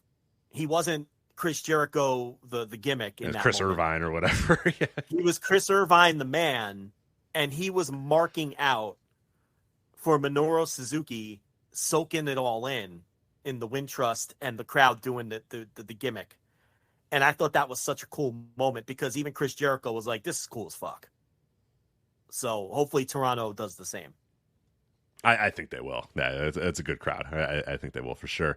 We talked about Blackpool Combat Club and Elite. We don't have to really go into that one anymore. Just awesome match there. Moxley, Wheeler Yuta, Claudio, Konosuke Takeshita, Shota Umino versus the Elite of Hangman Page, Young Bucks, Eddie Kingston, Tomohiro Ishii. I mean, that's just, fucking incredible. So many stories being woven in. Yeah. Forgot. CM Punk versus Satoshi Kojima is on the show too. They just kind of show a graphic. We knew, we kind of knew, and the rumor was going around that was the match. And most, I assume most people listening to this show at some point yesterday knew that was heavily, heavily, heavily rumored to be the match. But then, they're doing, and in the arena, I don't know how they showed it on TV. But did they show the brackets and that was just a match that was listed on one of the brackets, right? Is that all that you guys got on TV as well? Yeah. Okay, so they do. So Punk's in the ring doing his opening match promo, talking everything, and I'm like, here's where they're going to announce it. And then they didn't. And I'm like, maybe that's not the match anymore. And then an hour later, they show the bracket, and there it is, CM Punk versus Satoshi Kojima. And it's like, okay, they are doing it. So it's a match. It's so crazy. It's CM Punk versus Satoshi Kojima. Like you said, at best, 6th or 7th. From the top here on this, it's CM Punk's only been back for a week now, and he's back on Forbidden Door, working a pay-per-view with the Young Bucks, by the way, which, we wondered, is that ever going to be able to happen? Are they ever going to be, within miles of each other? How's it going to happen? How's it going to work? Well, I guess we're going to find out very quickly at Forbidden Door because they're both on this show. CM Punk and the Bucks and Omega and all those guys are at this show. So, it's CM Punk and Kojima, which, there's been a lot of talk about the CM Punk Kenta match or whatever. I think Punk Kojima is going to fucking rock, and I don't really care about matches that, weren't made. It doesn't really bother me that much. I'll get over it, but Punk and Kojima sounds fucking spectacular, so I'm in. Yeah, Punk and Kojima won't have the same vibes and history that Punk and Kenta would have had, but it has the potential to be the better match. And I think that, the reason that Kenta match ultimately probably isn't happening is I don't know how excited Kenta was going to be to do a job to CM Punk and take probably the go to lose sleep. to the his move. Yeah, lose to his move that he stole. That he's a little bit still kind of pissed off about. I mean, he can joke aside, but that dude stole his move and took it to the highest highs and took it all across the world into the top companies in the world. Yeah, no, he's not. Kenta's not happy about that. He's not excited, especially to lose to the guy's move who stole, his move that the guy stole. There's a lot of history there that maybe isn't fully fleshed out just yet. He probably didn't sound that appealing to him. But, from the very first time I heard about that potential match, my understanding that Punk was indifferent to it. He wasn't super excited about working Kenta. But he would have done it if they told him that's what he was doing. He wasn't, it wouldn't have taken much for him to wiggle out of it, but he would have done it. Or if he saw a path out, he would have gotten out of it.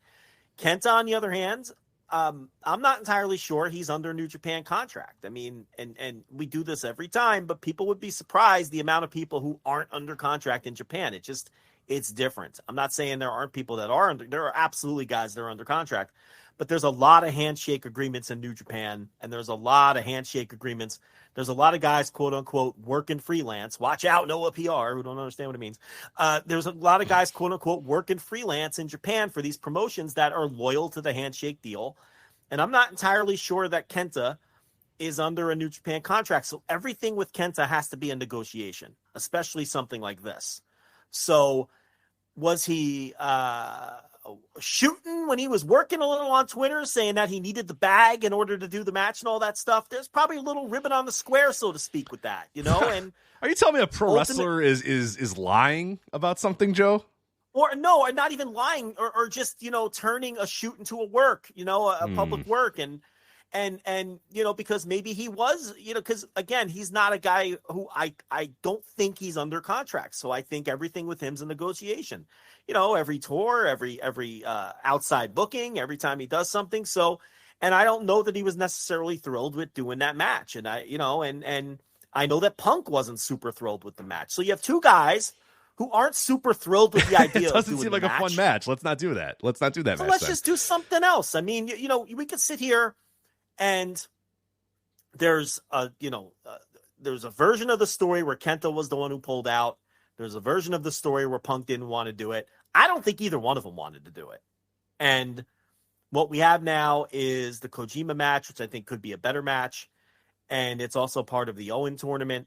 And, it was just funny listening to Tony Khan on the press call make it out like I thought I was a big Satoshi Kojima fan. Did you hear Tony That guy Khan wouldn't today? stop talking about the strongest arm, man. He kept going and going and going. I was like, all right, Tony, we heard you. Tony wanted nothing to do with addressing Kenta. He was asked a direct question. Why did the Kenta match fall? It went right to Sean Ross Kojima. Sapp. He went to Kojima's one of the all-time legends of professional wrestling.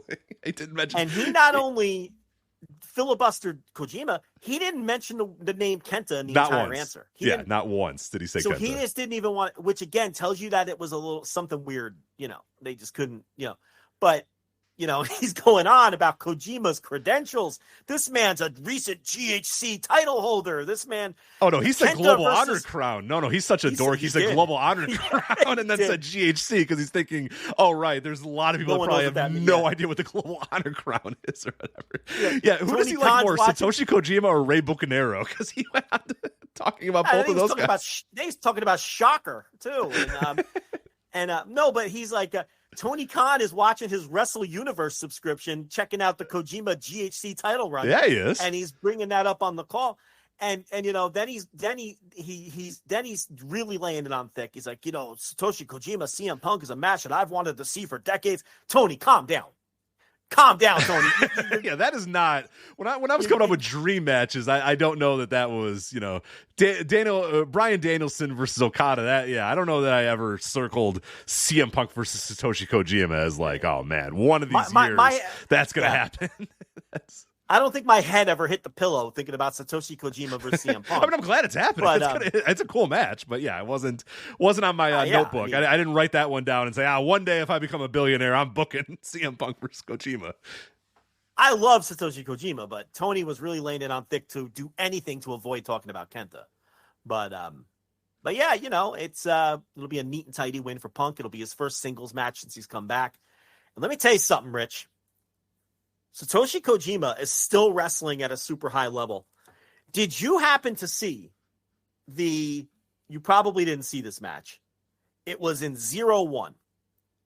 It was the Dangan Yankees, Masato Tanaka and Takashi Sagara, together again against Daisuke Sekimoto and Satoshi Kojima. Oh shit! No, I didn't. But what's the date? Because I'm watching it right when the show is done. I'm writing it down right now. May 6th. It's on May 6th. Oh, that was on your notebook review. I should have watched that one. I do remember that one now. I will fix that. I will fix that and watch it as soon as I can.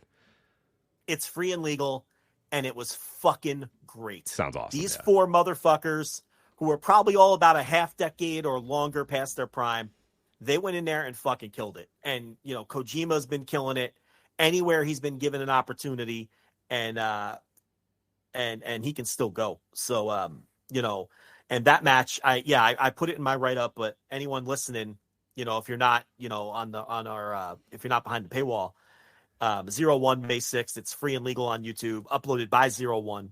But that's a great match. And that'll give you an idea of what his current work is like. He's letting his body go a little. He getting a little soft, but listen, he's 50. Yeah, it's all right. Yeah. Hey. All that matters with him is the guns, baby. Strongest arm. And he's still got that strongest arm. Did you see him taking pictures with Stan Hansen? Hell yeah, I did. Yeah. Because, he got that from Stan Hansen. Like, he does the fucking Western Lariat because of Stan Hansen. I don't know how many of our listeners never made that connection. But It was, the Western Lariat and the strongest arm, and a big smile on his face. How do you not love Satoshi Kojima? It's the best. Yeah, he comes in, he's got the nose, the breathe right strip. It's the best. I love fucking Kojima, man. He's the best. Yeah. I don't love him as much as Tony loves him, but I love him. I certainly love him, yeah. So, that's, like 7th from the top, little tournament match. Little CM Punk Kojima just tossed in there. This is what I'm talking. This show's gonna fucking rule, right? Like, it's gonna fucking rock so much. The most egregious piece of hyperbole from Tony Khan, though, regarding the Kojima filibustering was then he said, and Satoshi Kojima was part of our most successful pay-per-view ever at All Out 2021. Oh my God, he was in the opener. When he took on John Moxley. He wrestled Moxley. Remember? Oh, that's right. Right. So it's great to have Satoshi Kojima back because he was a key part of our most successful pay-per-view. I'm sure. Definitely the crowd there at the Now Arena that I was a part of were definitely there to see Satoshi Kojima, and not When Tony Khan turns on the promoter speak, it is just a fucking pleasure. He was putting over Satoshi Kojima to a comical degree in that answer. But anyway, CM Punk. Do you think he was slapping his arm as he was doing it, getting ready? He's got the armband on. He's doing that, getting it ready for the. He's pulling the fucking elbow pad off and throwing it, going and like tapping this, getting it ready. The fucking bicep. Yeah. He's ready to throw a lariat at Mega. He's ready to throw a fucking lariat at Woodcock. Right? Absolutely. And let me tell you something else, Rich. I've been refreshing my bookie for 3 days, waiting for these Forbidden Door lines to go up because I'm putting the fucking mortgage on CM Punk. I don't care what the line is. I don't care. I don't think the strongest. Even if Punk blew his Achilles, his whole leg fell off. There's no way they're gonna have Punk roll up Kojima somehow. You know what they'll do? They'll do the Stone Cold Owen Hart finish when he broke his neck and he still pinned him. Right. Like they'll still find a way for Punk to win. I'm going to empty out my life savings, and I don't even care if it only brings me back $100 with whatever the odds are going to be. I have to. This show has a lot of matches like that. Punk is not losing. MJF is not losing under any circumstances. Sonata is not losing. You think Filthy Tom's going to get the big upset over Adam Cole, baby, or no? Adam Cole is not losing under any circumstances whatsoever. So whichever one of those matches has the best odds, and they're going to be awful odds. They're all going to be like minus 4,000, like every one of those guys. Yeah. But whichever one is like minus 2,500, they're getting my entire bank. You're going to take a home equity loan out and put it all on that guy. Sure. They're getting the whole fucking bankroll, and I'm going to be counting my fucking $120 fucking net of my $58,000 bet on Sunday night. But it'll feel good. It'll feel good. You'll be able to look at that MyBookie and it'll say you won $68,000 or whatever, and you'll be like, hell yeah, even though you bet $5,000, $67,000. Right, but still, yeah. So yeah. But because there are some mortal fucking locks on this show from a gambling standpoint. Anyway, what else we got here? Then we have AEW International Championship, Orange Cassidy versus Zack Sabre Jr. versus Katsuyori Shibata versus Daniel Garcia, a 4-way here for the International Championship. I mean, I thought we were getting Orange Cassidy, Zack Sabre Jr. I'd rather have Orange Cassidy, Zack Sabre Jr. What they could have done was done Orange Cassidy versus Zack Sabre Jr., and then they could have done Shibata versus Daniel Garcia on the pre-show. Yeah, and that's kind of where I thought we were going to go, honestly. And I think I'd still prefer that. I mean, I would. I don't mind this match, but I still think I'd prefer those guys. I think it would be a better match if it was just Zach versus Cassidy and Shibata versus Garcia. I don't need to see them, I don't need to see them both getting in the ring. It's just... the level of excitement that I'm going to have for a 4-way match or a 3-way match or whatever is always limited. And in this one, I was all in on Cassidy and Sabre, and I feel like we're just kind of shoehorning in Shibata and Garcia in together. So I can't say I love it. The problem is it's hard to complain with the rest of what this show is going to be, and it's probably still going to be a pretty good listen to that match. I mean, it's Orange Cassidy, Zack Sabre Jr., Shibata, and Daniel Garcia. Like, it's still a really, really fucking cool match. And it's the type of matches that can only be done on a show like this. So that's why, you appreciate it. But yeah, I do. From a pure like match enjoyment standpoint, I would have preferred singles matches between those two guys, or the combinations that we said right there. Exactly.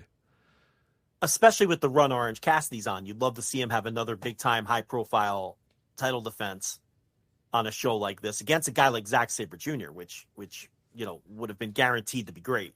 So But again, it's 8th from the top or something. How badly do you want me to complain? Right. This match is probably the lone exception of the match that, if we looked at the first draft of what Forbidden Door 2023 was going to be, this was not the match. Now, what we got is still going to be, I think, very good. I'm very much looking forward to it, and I think it's a hell of a match. It's AEW Women's World Championship. It's Toni Storm defending the title against Willow Nightingale, who is the IWGP Women's Champion. But we all know, everybody listens to the show, anybody with a brain knows, Mercedes was supposed to win that match. She was supposed to win the title. She was supposed to win the match. They decided to change it. Mercedes decided to change it in the ring or whatever. Willow wins. And now, AEW has, I think, done a pretty good job of working with what they had there with Willow Nightingale. New Japan has done it as well. It all ended up working out in the end. Like, it will result in a pretty good match, but we were probably robbed of Toni Storm versus Mercedes Moné. Toni Storm versus Sasha Banks. We were robbed of that match happening on the show, which would have just taken the show into just another stratosphere as well of, okay, not only are you getting just these all-time stellar, top tier men's matches. Oh, now you're getting like a women's match that's like a top tier one too of a Sasha versus Toni Storm or whatever. You're not going to get that. You're going to get Willow versus Toni Storm, which I still think is going to be really damn good. But this is the lone exception that we were robbed of one real special match on this show in terms of not getting Toni and Mercedes. Yeah, and we know for a fact that Sasha was going to be on the show because Tony Khan basically said so on the last media call. Not today's, but the one for Double or Nothing. I misspoke. A strong women's title, not the IWGP women's. I realized I did that. Yeah, those are actually two different titles. They are two different belts, yes. That's actually an important distinction to make. So yeah, he basically said his answer was only me and Mercedes know what the plans were for Forbidden Door, which means that there were plans for Forbidden Door. So he did lose one. Compared to last year, that's nothing. I mean, he lost more people from last year's Forbidden Door on the day of the show when he lost Hiromu and Ishii at the last minute. Then he lost it in the entirety of this year due to injury or conflict or whatever. So, and it may not have been Mercedes Moné versus Toni Storm. It may have been, Jamie Hayter may have been the original plan. Who knows? The point here is Moné was going to work this show. And like you said, that would have been a huge deal. That would have been like maybe the third biggest match on the show just based on the fact that it's, Sasha Banks making her AEW debut.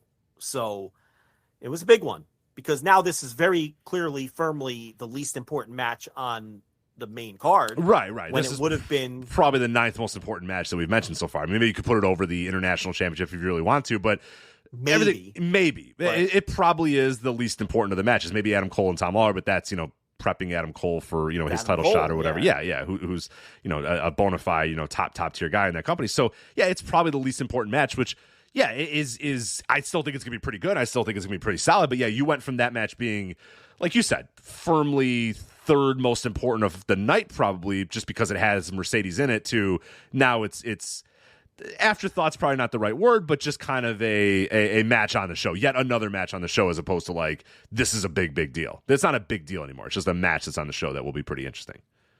Correct. And that's really all I have to say about it. So, and then Rampage spoiler. So if you don't want to be spoiled about this stupid segment, we spoiled it earlier anyway, but anyway, yeah. Adam Cole is going to be facing Filthy Tom Lawler. That came out of left field, huh? It really did.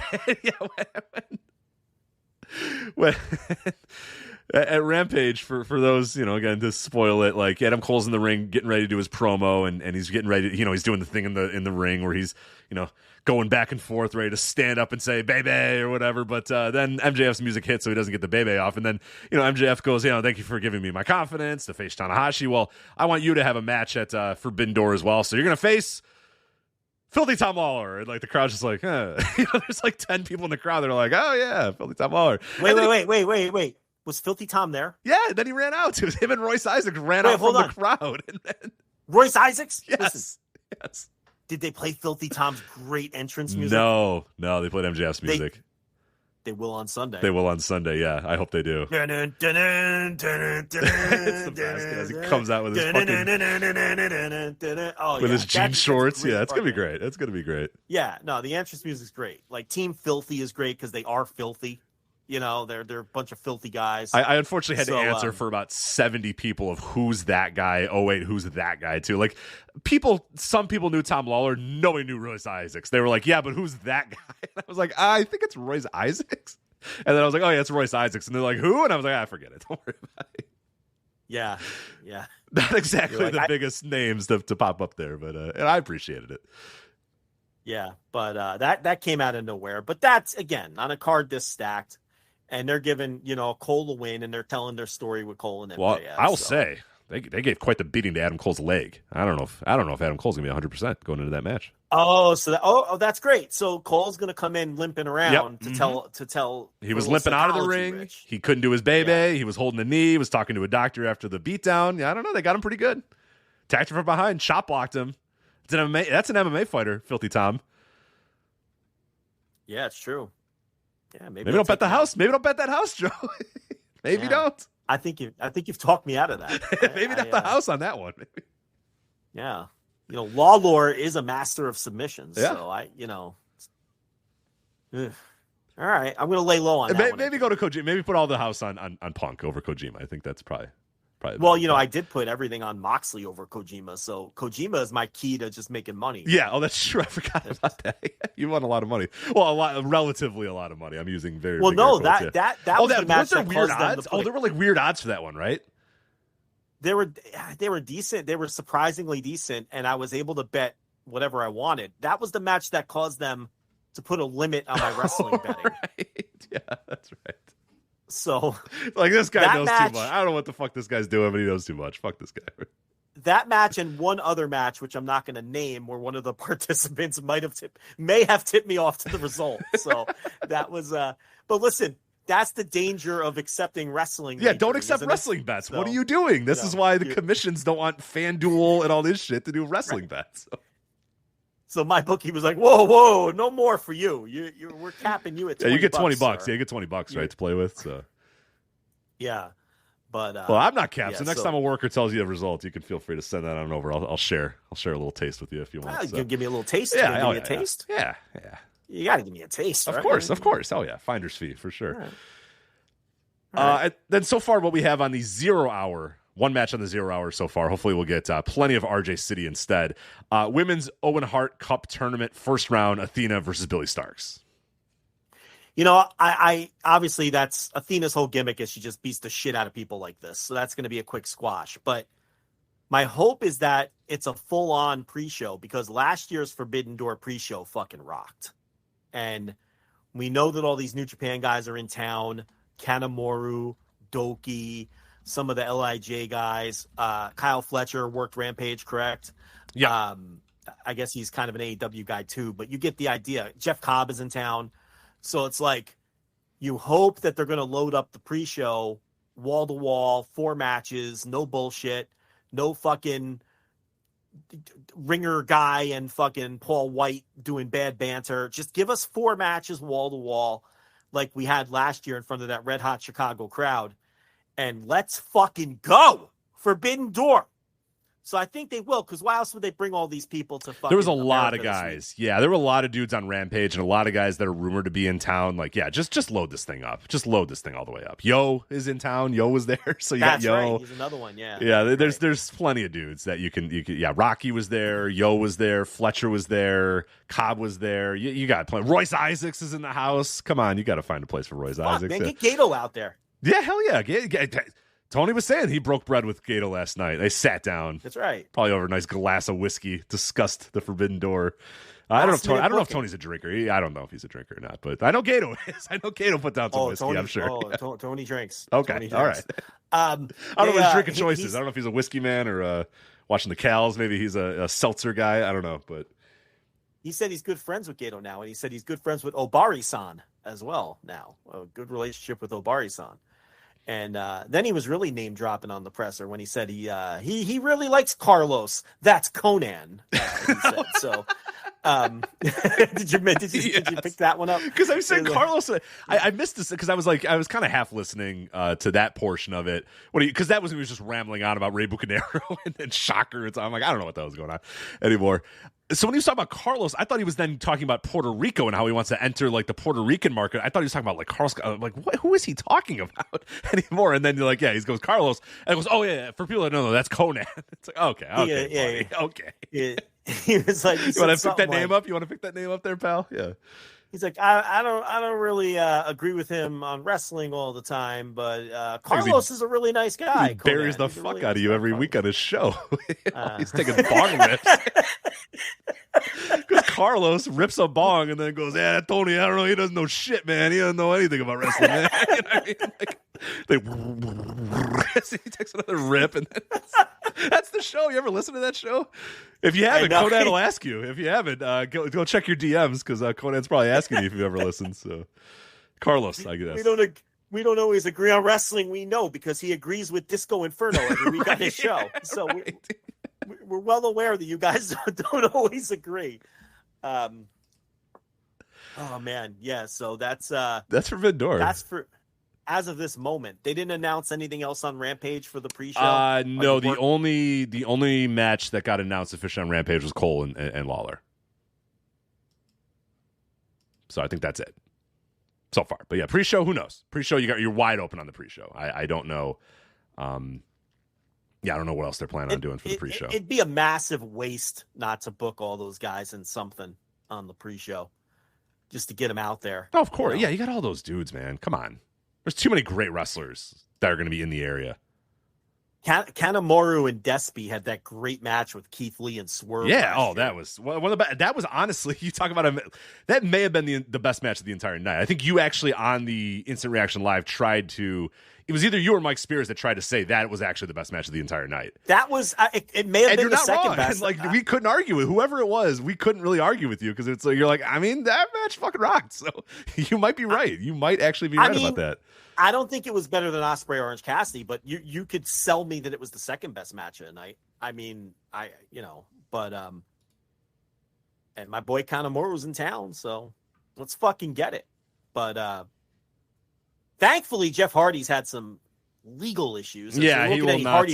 He cannot go to Canada, so that's. Are we still going to shoehorn Matt Hardy onto this? Oh dear God! Hopefully not. No, please, no. Please pay for his ticket to North Carolina and let him take the weekend off. So yeah, Kanemaru was there. Yeah, I forgot he seconded Dookie. So yeah, we got to get Kanemaru on the show. There's too many good wrestlers. Too many good wrestlers to have Paul White and Ringer Guy talk about vapid, mundane, bullshit pre-show talk. Yeah, we don't need that stuff. Instant Reaction Live. People aren't going to want to miss that one. No, you're not going to want to miss that. Sunday night, immediately following Forbidden Door, Instant Reaction Live. voicesofwrestling.com/Patreon, patreon.com/voicesofwrestling, flagshippatreon.com, whichever way you're going to get there, that's how you're going to get there. Again, $10 tier, Joe and I going live immediately following the show. It's going to be a hell of a show. We're going to recap it from every angle, recap and review every single match.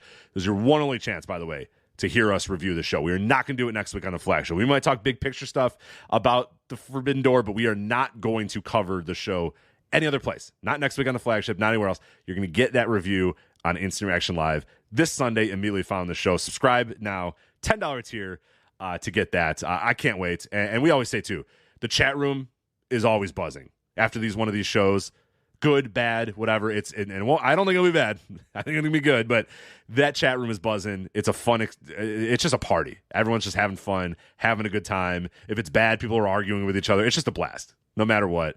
So make sure you're there. Flagshippatreon.com, patreon.com/voicesofwrestling, voicesofwrestling.com/Patreon. $10 tier, Instant Reaction Live, immediately following Forbidden Door this Sunday. Joe, real quick, some other stuff going on Forbidden Door weekend. If you're going to Toronto, for Forbidden Door. First off, I am very jealous.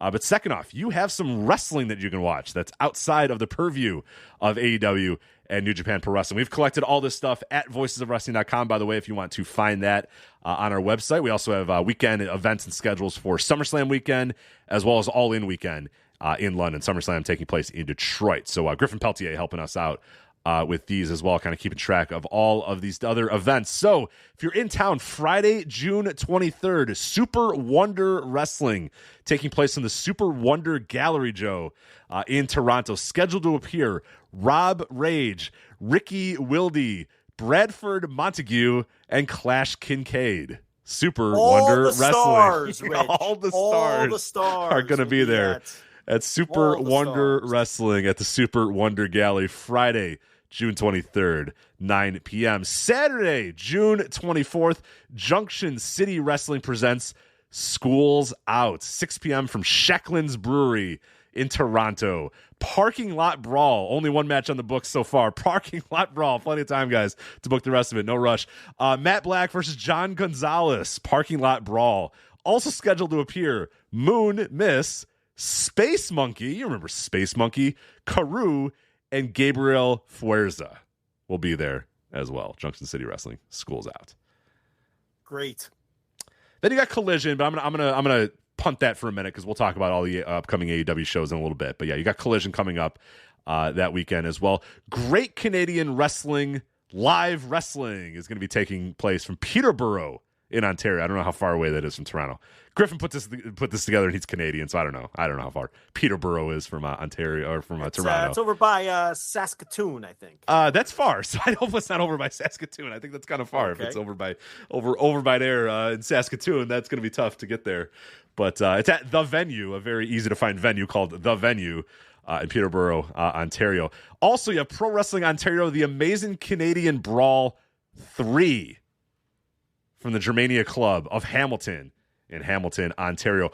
Open Weight Championship, Evan Greenaway defending against Greed.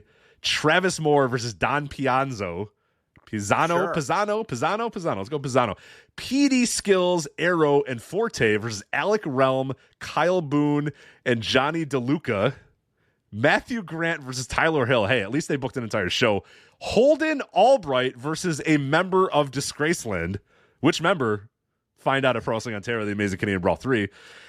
Rip Impact versus Gabriel Fuerza. Gabriel Fuerza getting a lot of workout this weekend. And Jesse Bieber. And then also, title for title, Joe. Internet Championship versus the Southern Ontario Championship. Mark Shaw, Devin Parkside. You're not going to want to miss it.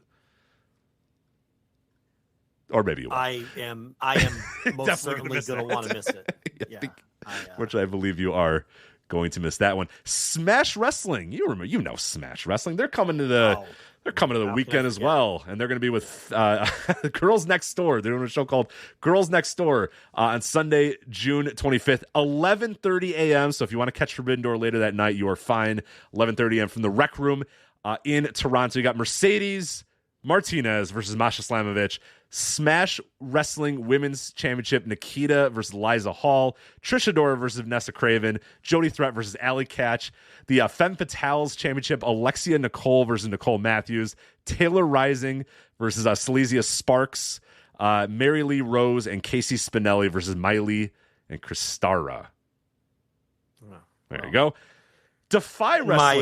Go ahead. I got it. Oh, there's more. Oh, there's great. More.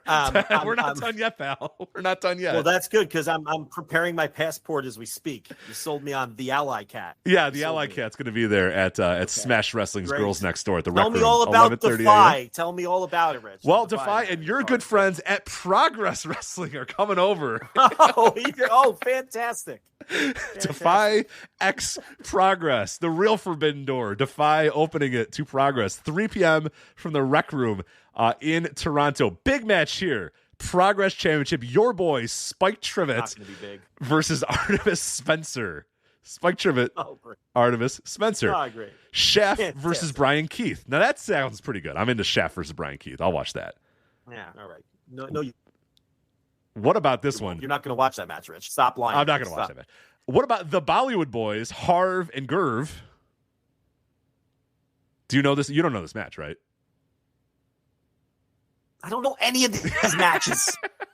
Juventud Guerrera and Matt Cross. M-Dog 20 and Hoovy Juice versus the Bollywood boys. All right. Charles Crowley versus Gringo Loco.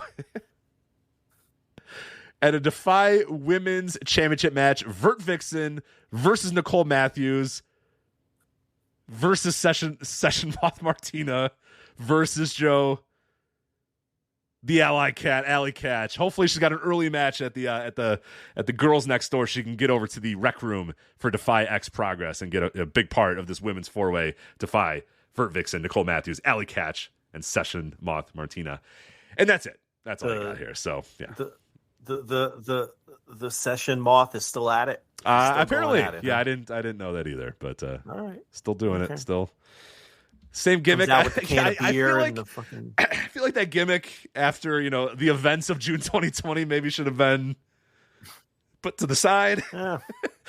The European. Nothing wrong with a party. I guess. Yeah, I guess, The gimmick, it's an Irish thing. I'm not, okay. Different culture, can't judge. You know what I'm saying? I would have maybe after those events, maybe, I hear you. Rebranded a little bit after, I don't know if girl gets really drunk at European wrestling party is exactly the, yeah, you make a good point. I just think maybe we should have altered it a little bit, but it is what it is.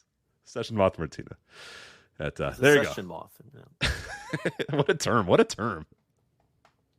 Well, the Europeans always come up with great terms. I mean, I don't know where they come up with this stuff, but it's just great, It's just totally, what that is without knowing what it is. I call people tossers all the time now. I'm so glad I learned about that term. Yeah. It's such a great term. Yeah, no, it's. I don't do in the bin. I know some people do in the bin. I do tossers. I call guys fucking tossers. I will break out and in the bin. I will break out and in the bin. I will bust that out for sure. I do use that one. Session. What a great term. It's so good. It's so good. You know what that is without having to know. Like, it tells you what you need to know. Right. Like, if you think about it for more than 20 seconds. Yeah. Like, if you're like, hey, what is that? Stop for a sec. You can even pause this or what. And think about it a little bit. And then, Right. She's out there in her leopard print leggings. And just having a good time. She's got her glow stick and her fucking beer. Yeah. There you go. Well, so great. Rich, I'm glad you gave me that rundown. Hopefully that passport is updated. I hope it didn't expire, Joe. I'm prepared for all that hot action with all the stars coming to Toronto. Mm-hmm. Spike Trivet, Artemis Spencer. You can't miss that. Spike Trivet, yeah. You'll get his name right one of these times. It's I don't care to get it right. Event. It's here's the thing though with that Progress show, with Defy X Progress, no Gene Money, no buys. Sorry, Rich. Oh yeah, that's right. Yeah, your Progress is you're not. If you don't have Gene Money out there with the tape over Gene Money. If you don't have Gene Money out there with the tape over his nipples, it's not progress to me. It's not modern progress. Yeah. That's not new progress. NUE. It's not new progress if I don't have Gene Money out there with his fucking nipples taped over with the electrical tape. I don't recall you mentioning Gene Money. I don't believe. Yeah, I don't know. Maybe he can't come into the country or something. I don't know what's causing him to not be there. But apologize. It's going to have to be, as they say on the streets, Rich, a hard pass from me on the Defy X Progress show. Yeah, and then of course Forbidden Door coming up. Probably in Toronto. That's probably the only wrestling show you need to go to. It's a lovely city. Go to a Blue Jays game. Go walk around the city. A Collision. Yeah. No, that's in. That's not in Toronto. No, it's in Toronto. Yeah, same building. No, that's in Toronto. Yeah, Collision in Toronto. Yep. That's right. Scotiabank. Swerve Strickland versus Tanahashi. Yeah, let's get to that show. Let's get to that show right now. This Sunday, Scotiabank Arena in Toronto. Tanahashi, Swerve Strickland, Andrade versus Brody King, Willow Nightingale versus Nyla Rose in the women's tournament quarterfinal, and then CM Punk, FTR, and Ricky Starks versus Bullet Club Gold, Jay White and Juice Robinson, as well as the Guns, Austin Gunn and Colton Gunn. Yeah, that Swerve Tanahashi match is a real weird one, isn't it? It's it's. I'm glad it's Tanahashi happening, has but it's to weird. Win. Yeah, it's strange. Yeah. Someone in the chat, another European phrase, sick to the back teeth. That's a really good one. I might have to.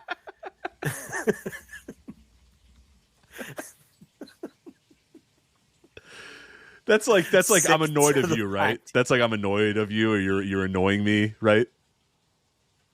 I'm sick to the back teeth, mate. Yeah, bro. Like that, right? That's good stuff. Yeah. Yeah. That was a good one. No, that's is that in Peppa Pig? Is that in Peppa Pig a lot too, or no? sick to the back teeth. No, they don't. No, Peppa Pig doesn't fuck with that kind of shit. That's like a kid's show, But so you don't get a lot of those. The pig could be annoyed at somebody, right? It's not. Is it too? It's not that vile of a term, is it? No, I know but session moths are not being discussed in Peppa Pig, but I don't no, know. Definitely not. I don't think. Yeah, I don't think that's happening. But no, you don't get a lot of those European phrases on Peppa Pig, though. Just you the accent. Don't. You just get the accent that just your kids have adopted, and maybe some of the words are. Are they still? Are they still? The kids still. They've grown out of it anyway. Okay. They're not giving you the weird European phrases they were giving you before, where you're like, all right, no, none of that.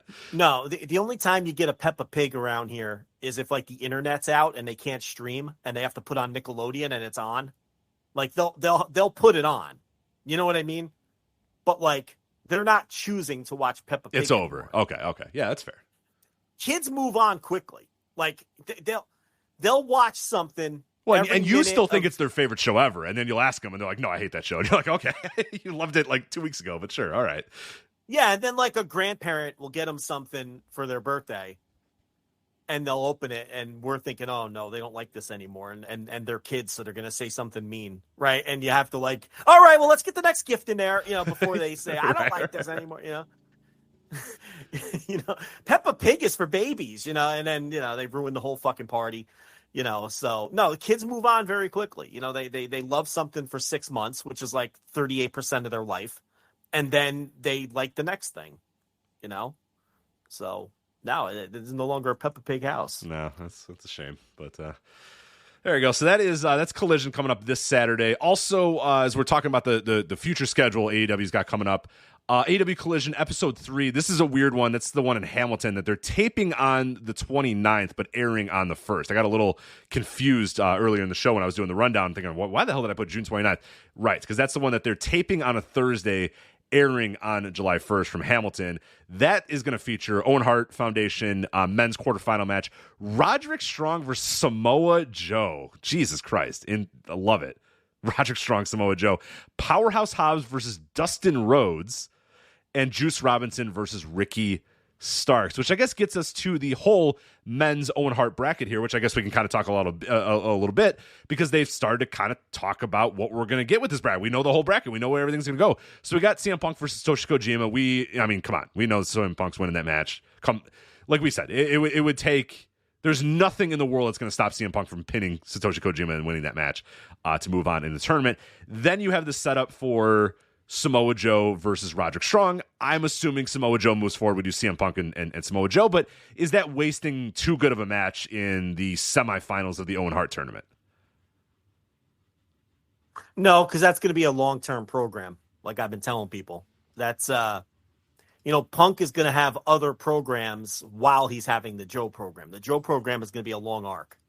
So what they could do, and I don't know what they're going to do, but Joe could win that if they want to tell the story of Punk has never been able to beat this guy, because Punk has never beaten Samoa Joe in a singles match in any promotion anywhere. So they have that built-in story they can go to if they want to. Maybe Joe hands Punk an L in that semifinal. And, they're also pushing Joe as this long-term ROH television champion on the ROH side. So I don't know.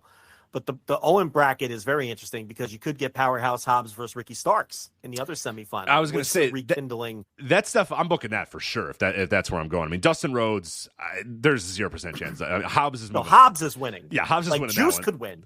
That's the one I don't know. The Starks and Juice is as close to a 50-50 as I could throw up. I'm pretty confident Samoa Joe is going to beat Roderick Strong and move on in that. I'm 100% confident that Punk's going to win. I'm 100% confident that Hobbs is going to win. Starks and Juice is as close to a 50-50. I don't know. I would probably pick Starks because I like the idea of Starks and Hobbs in the semifinal. And I also like the idea of Punk versus Starks in the final, too, as a way maybe to put Starks over as well. If you want to have Punk take a loss to somebody, putting Starks over on and giving him that big moment is pretty cool. Or even if Punk does beat him, giving Starks a big moment where he goes 50-50 with Punk and almost pulls it out, but just barely loses. That's a good story to tell as well. If Juice beats him in the first round, that's kind of it again for Starks. And I think that there's been too much stuttering with Starks lately, and too much of this getting his ass kicked and beaten down and destroyed that he's just gotta beat Juice here. I would hate it if he didn't beat it, but I do think from a booking standpoint, it's closer to 50-50 than anything else in this tournament. I just feel like because Starks had to do the had to lose to ultimately lose the feud to Jay White, but he got the advantage in every other way. He threw both of those guys out of the Battle Royal. He beat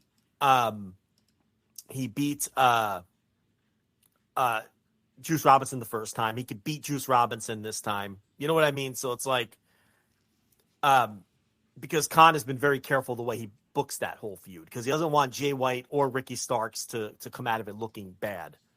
But the thing is, Punk could face, if he even gets to the final, because I think he could lose to Joe, he could face Starks or Hobbs in the final, because those are two guys that Punk also personally believes in and wants to work with. So it's a very intriguing tournament, because really there's a ton of different possibilities. The only thing that really can't happen, Kojima can't win, and Dustin Rhodes. Dustin Rhodes, is not winning that tournament. And Roderick Strong probably can't win either. But anything else is on the table. Any other combination for semifinals or final, is on the table. So it's an interesting looking tournament. And then the women's Owen Hart bracket. You got Anna Jay versus Sky Blue. Spoiler alert, that already happened. Looking forward to that. I wouldn't look that forward to it. Dr. Britt Baker versus Ruby Soho. Stunned. Nyla Rose versus Willow Nightingale, and Athena versus Billy Starks. So Athena is beating Billy Starks. We know that. Willow is beating Nyla Rose. So we're going to get Athena versus Willow Nightingale at some point. That sounds like a hell of a match. And then Britt Baker and Ruby Soho versus Anna Jay and Sky Blue. I don't want to spoil a big result for people, but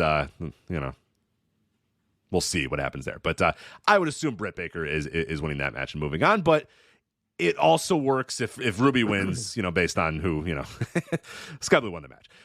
So it's Sky Blue versus whoever. It works better if it's Ruby, but I have a hard time buying Britt losing to Ruby Soho at this point, unless all the other, Saraya runs in and Tony runs in, and that's how Britt loses, and that's how you move Ruby on to the next round or whatever. That would be the only way to do that. And maybe that's what they do, because then it works better as second round, Sky Blue versus Ruby. That kind of fits the story. But, I don't know. If you're trying to keep star power involved in this tournament, I don't know that you want to remove Britt from it that early. But I don't know. Maybe they think Willow and Athena are stars too, so. Take it you're not as intrigued by the women's Owen Hart bracket. Rich, you covered it all, my friend. You did a great job there. I got it all, yeah. It's certainly lacking. It seems like it's lacking a little bit. Athena rocks, so that'll be at least fun to watch her. She should just win the whole thing. So many people can see what she's doing, because she's doing some pretty great work. Good job, Rich. You've left me speechless. You've done it again. I've done it again. Yes, there you go. Yes. That is the women's Owen Hart's brackets there, and that is AEW. Again, to let everybody know, Instant Reaction Live coming up this Sunday immediately after Forbidden Door. $10 tier if you want to subscribe and do that. You also unlock all of our other live shows, live flagships, Instant Reaction Live for AEW Collision, the debut of AEW Collision from last week, Instant Reaction Live of last week's Dynamite as well, and all the other writing we do, all the bonus audio, everything else you're going to get for $10. So well worth it. We also have a $5 tier if you want bonus audio like the Thursday Dynamite review every single week. My series, Sky's the Limit right now on the Cruiserweight Classic, 7 years later going back and reliving the Cruiserweight Classic. Also my series on the American Wrestling Federation, Paul Alperstein's American Wrestling Federation. That is ongoing right now as well on the $5 tier. So plenty of stuff there for you. Best value in the biz, as the kids say.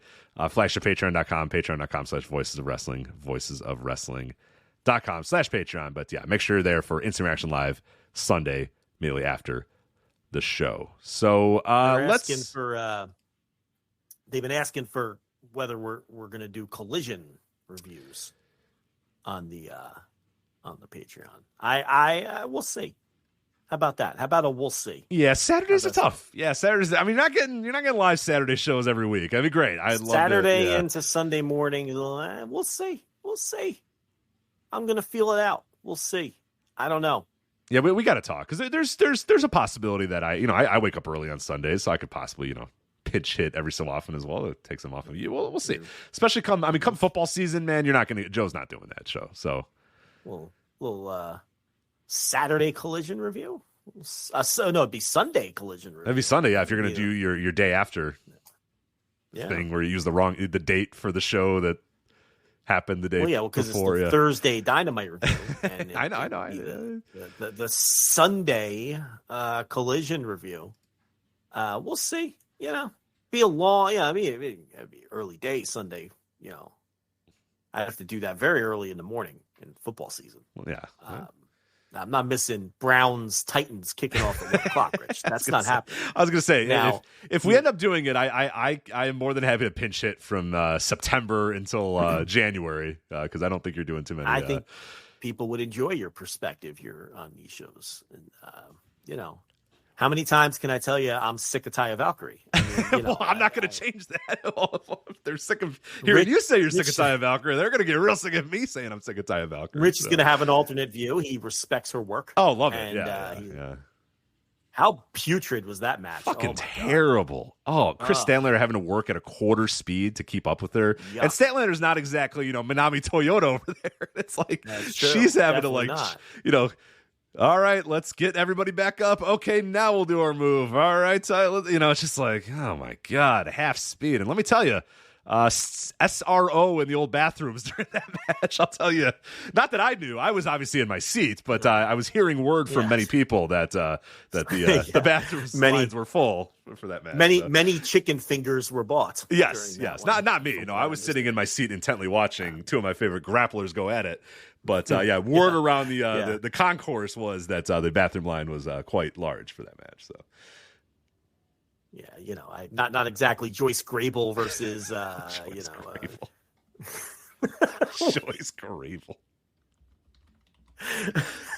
was she a big draw? Joyce Grable? What's her drawing record? Joyce Grable? Yeah, what's her drawing record? Yeah.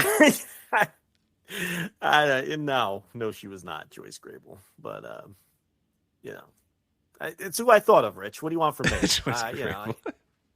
I should have went with Judy Martin, but I like you got to get a different voice in there every so often. So Joyce Grable. Yeah, you want me to go with a Donna? You like a Donna Christianello a little better? You want me to go with Donna Christianello? I love a good Donna Christianello. Yeah, good little worker. Right. Good little worker. Joshi the WWF deep dive. FlagshipPatreon.com. A lot of Donna Christianello in there. A lot of better than Taya too. That's the point. All better. They're all better than Taya Valkyrie. Yeah, every single one of them. Velvet McIntyre, all undeniably. Yeah, we can list. We can be here for an hour listing numerous American women's wrestlers that were better than Taya Valkyrie and are better. So. Do you remember when? When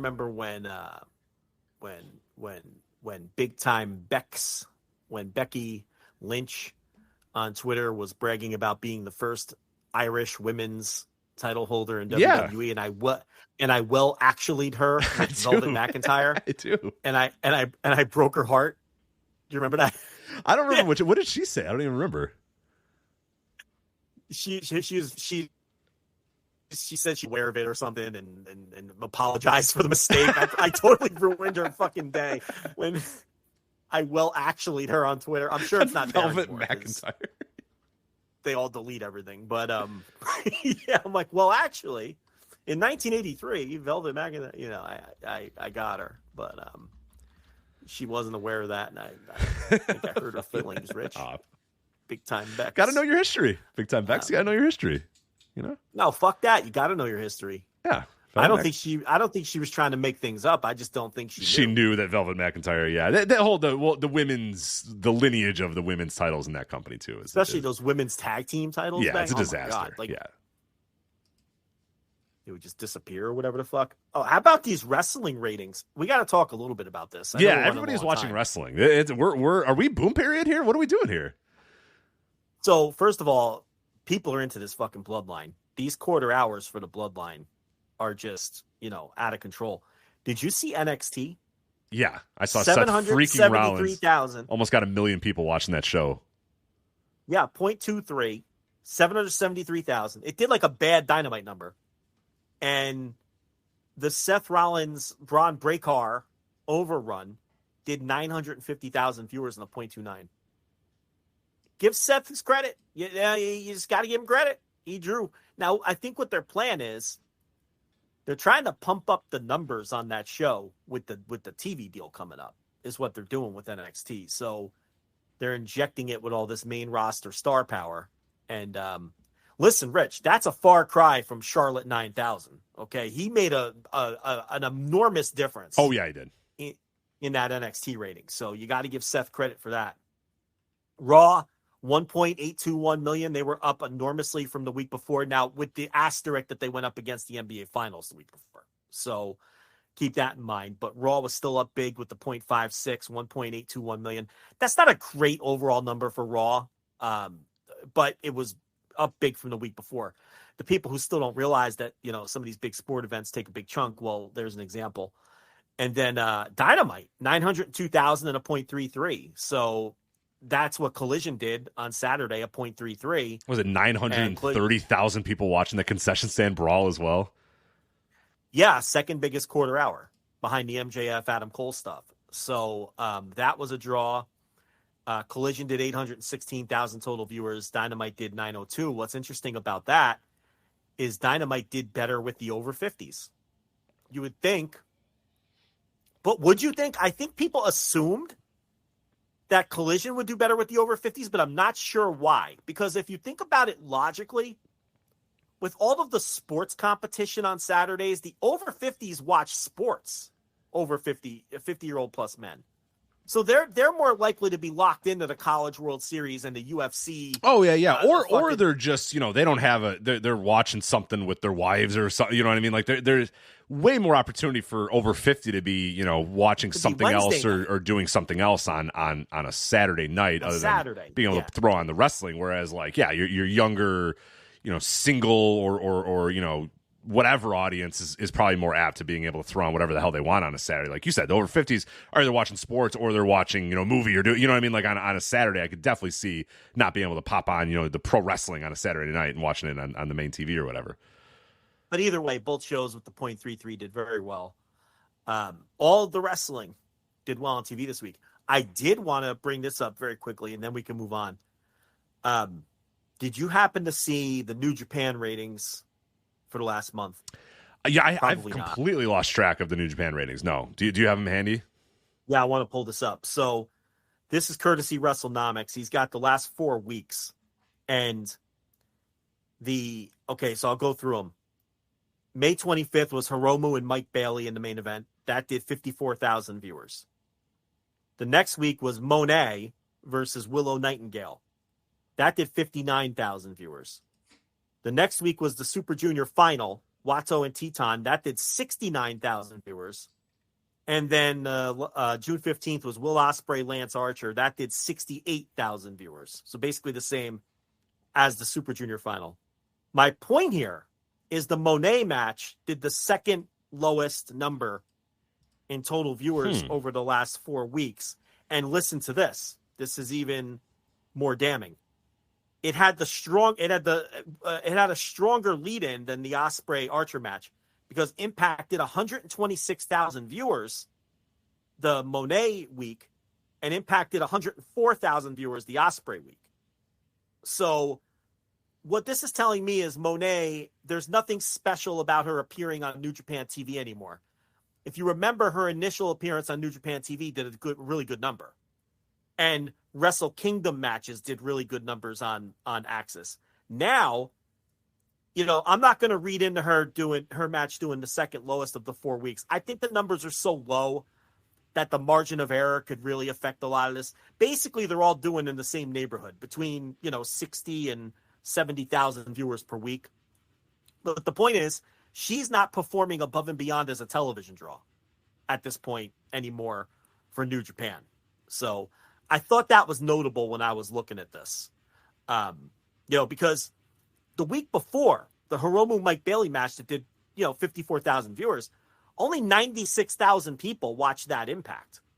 Okay. Impact increased by 30,000 viewers the next week, but the Monet Nightingale match did the same amount of viewers as the Hiromu Mike Bailey match. Yeah, that is really interesting. That show is so weird though that I forget that it's even on half the time, and I don't know if that's just me being the type of fan that I am, that there's no need for me to know that show's on, so I just don't even care, or it's out of sight, out of mind, or I see promotion about it and I just forget about it.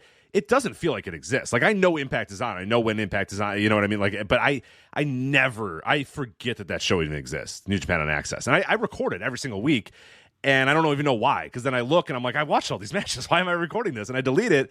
So I never even end up watching it, really. And for whatever reason, I don't know if other people have that same experience with New Japan on Access, but like you just mentioned it there. Have you looked at the ratings? And it's like, oh yeah, no, I haven't. Like it's almost entirely out of sight, out of mind for me. And I do wonder if a lot of other wrestling fans have that. But like you say, in the lead-in of Impact should, help certain nights, and it doesn't seem to, or that particular, the Mercedes Willow should have done a big improvement, because there was a lot of people watching Impact, and obviously if they hear, hey, Mercedes is going to be here, they might stick around, but they didn't. So that is pretty telling, even though, the numbers and the margins that we're talking here are pretty slim. Every Impact, they promo the New Japan show that's coming up next, and they tell you what's on it. So I just don't think she means anything for that little Access show anymore. Is that kind of some referendum on her drawing power? Probably not. But I do feel like she doesn't feel as hot as she did when she first made the jump.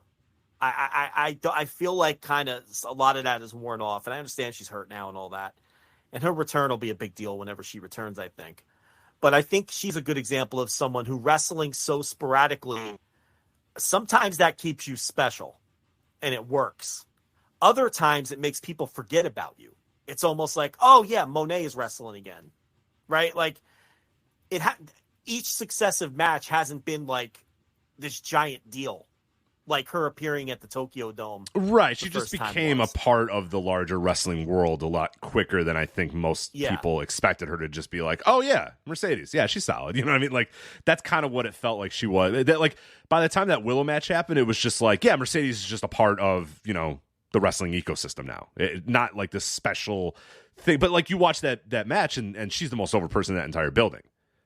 So it's like it was still coming across that way, that when she came in, there was that star presence. But in terms of ticket sales and TV ratings and stuff, maybe it hasn't been reflected as much. But that could just be a byproduct of her not being in big spots, or the the limited reach that New Japan of America might have in America. Yeah, itself. but that's true. But I'm comparing it to other episodes of New Japan. Right, I'm not comparing it to. You know what I mean? I'm not holding her to any kind of. I'm holding her to the standard of her own television show. That show is so like on the margins, though. It's I don't know. It's so hard for me to make a grand proclamation about this like difference of 5,000 to 10,000 fans coming and going. No, because that could be margin of error. It could just be like absolutely, undoubtedly. But what we know for sure is she's not making any kind of difference above and beyond anybody else on that show. Right. That is a fact. Mm-hmm. Right. Even if, so I don't know. I just thought it was interesting when I was looking over those numbers. But we do know that the Wrestle Kingdom stuff and her first match, I mean, that they essentially doubled their television audience for that stuff. So people show up for that little show when it's something that they perceive to be big. And nobody is perceiving the recent stuff as big, But, look. I don't expect people to rush to their TVs for Master Wato versus Teton, right? But I would have expected a Monet match to maybe do a little better than some of those other bouts over the last month. Anyway, I don't want to spend a ton of time on it. I just thought it was something interesting and something to keep an eye on. I think Dark Side's been doing pretty good as well, if I remember correctly. I'm trying to pump up, get those numbers going right now, but I think Dark Side of the Ring this season's been doing pretty good too. I don't know if you've caught any of the episodes. I have them all on my DVR. The Dark Side, I tend to do like a one day. It'll be like a weird Saturday morning, and I just watch like all 5 that I have on my DVR. So I haven't seen any of the episodes this season yet, but I've heard good things so far about them, and I think they've been doing pretty solid ratings wise too. So good for them. Yeah, I haven't watched any of this season. It's never a show I watch religiously week to week. I usually just spend a lazy Saturday crash watching all of them is usually how I handle it. But yeah, I don't know. I haven't the most recent people tuned in for Dunk the Clown, Matt Bourne, the story of him, 201,000 viewers. For that. I heard that one. I heard that one wasn't very good and skipped a lot of stuff. So. Oh, really? Yeah. We were wondering if they were going to really dig into Ray Apollo's past, but no, it was just about Matt Bourne. The Graham family had 197,000. The Magnum T episode, 155,000. and Candido and Tammy Sitch 147,000. So growing as the season's going on, which I guess is good news. But yeah, I mean that 201,000 is not bad. But yeah, if the episode wasn't great, that stinks a little bit, because it's one of the highest audiences they've had in, looking here, going all the way back to Chris Kanyon in September of 2021. Was the last one to get over 200,000 viewers for them. So that's good. Looks like the all-timer is still Owen Hart at 349,000 for that episode. So that was wasn't that a season premiere too? That was a season ender, I believe, was the Owen Hart. Okay. Yeah, I think that was the end of season 2, I want to say. I forget what seasons begin where or whatever, but yeah, it was the season concluding episode, I believe, of season 2. So all right, so there you go. That is the world of ratings. Joe, do you want to stick in Japan, since we were talking a little bit about New Japan, or we can go do to the All Japan? Yeah, okay, let's talk about All Japan's June 17th show, highlighted by Yuji Nagata, Yuma Anzai, Triple Crown title match. When we started the show, Joe, I told you I have not seen the rest of the show. I have since caught up on the rest of the show. I was watching it as we were going here, which is fine. You don't need the audio. I don't know what they're saying anyway, so I don't need to see it. But so very quickly though, before that, I can run through all the big All Japan matches from that week, and then we can hit the Nagata match. So do that. I watched the title matches because we haven't talked All Japan in a while. So I watched the title matches and the pertinent stuff off of the other shows. So the 6/11 show in Fukushima, I actually did waste my time with the 6-man tag team title match, which is, the undercard guys, ATM, Black Menso Ray, and Takeo Omori. Oh. And they had an absolutely horrendous title defense against. It's so bad. No, but the opposing team was even worse. I don't know if you've seen Gorgeous Matsuno lately. I don't know if he's popped up on your radar recently. The old DDT wrestler, Gorgeous Matsuno. He is fucking brutal. I'm telling you.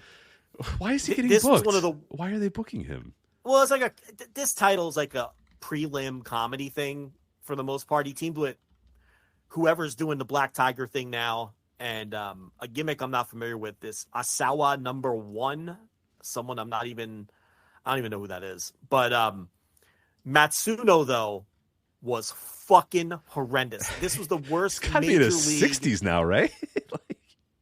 I don't think he's that old. He's been around. Yeah, he's 62. You're right. He's 62 years old. I'll say this: he looks great for 62. That, if you want to hear something nice. But his performance was the fucking shits. But anyway, the champions retained.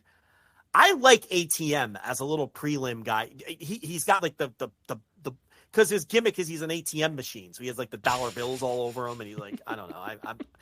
I'm for a dumb. It feels prelim very gimmick, unbecoming of. I agree, but it also feels very unbecoming of All Japan Pro Wrestling. You know what I mean? Like, I don't feel like my All Japan Pro Wrestling needs a guy named ATM that carries around a sign that says ATM on it. So. I think there's a certain charm to Takeo Omori teaming with Black Menso Ray and an ATM. A man named ATM, he's literal teaming with a tea kettle and an ATM machine. Yeah, an automatic teller machine. Yeah. All Asia tag team titles: Onita and Yoshitatsu. Remember, Onita got hurt but refused to vacate the titles, and so he vowed sounds like back. Onita. Yeah, sounds like Onita. Yeah. And he was. So they took on Hikaru Sato and Ru Kawamura, another old shooter, in yet another barbed wire double barricade. Matt Megaton current Blast Death match, Rich. And you can imagine what that was like. Onita is just completely shot. I was thinking about this earlier today. I think try to put together the worst possible pro wrestling match you could put together that's realistic, that can actually be done, that would still draw money.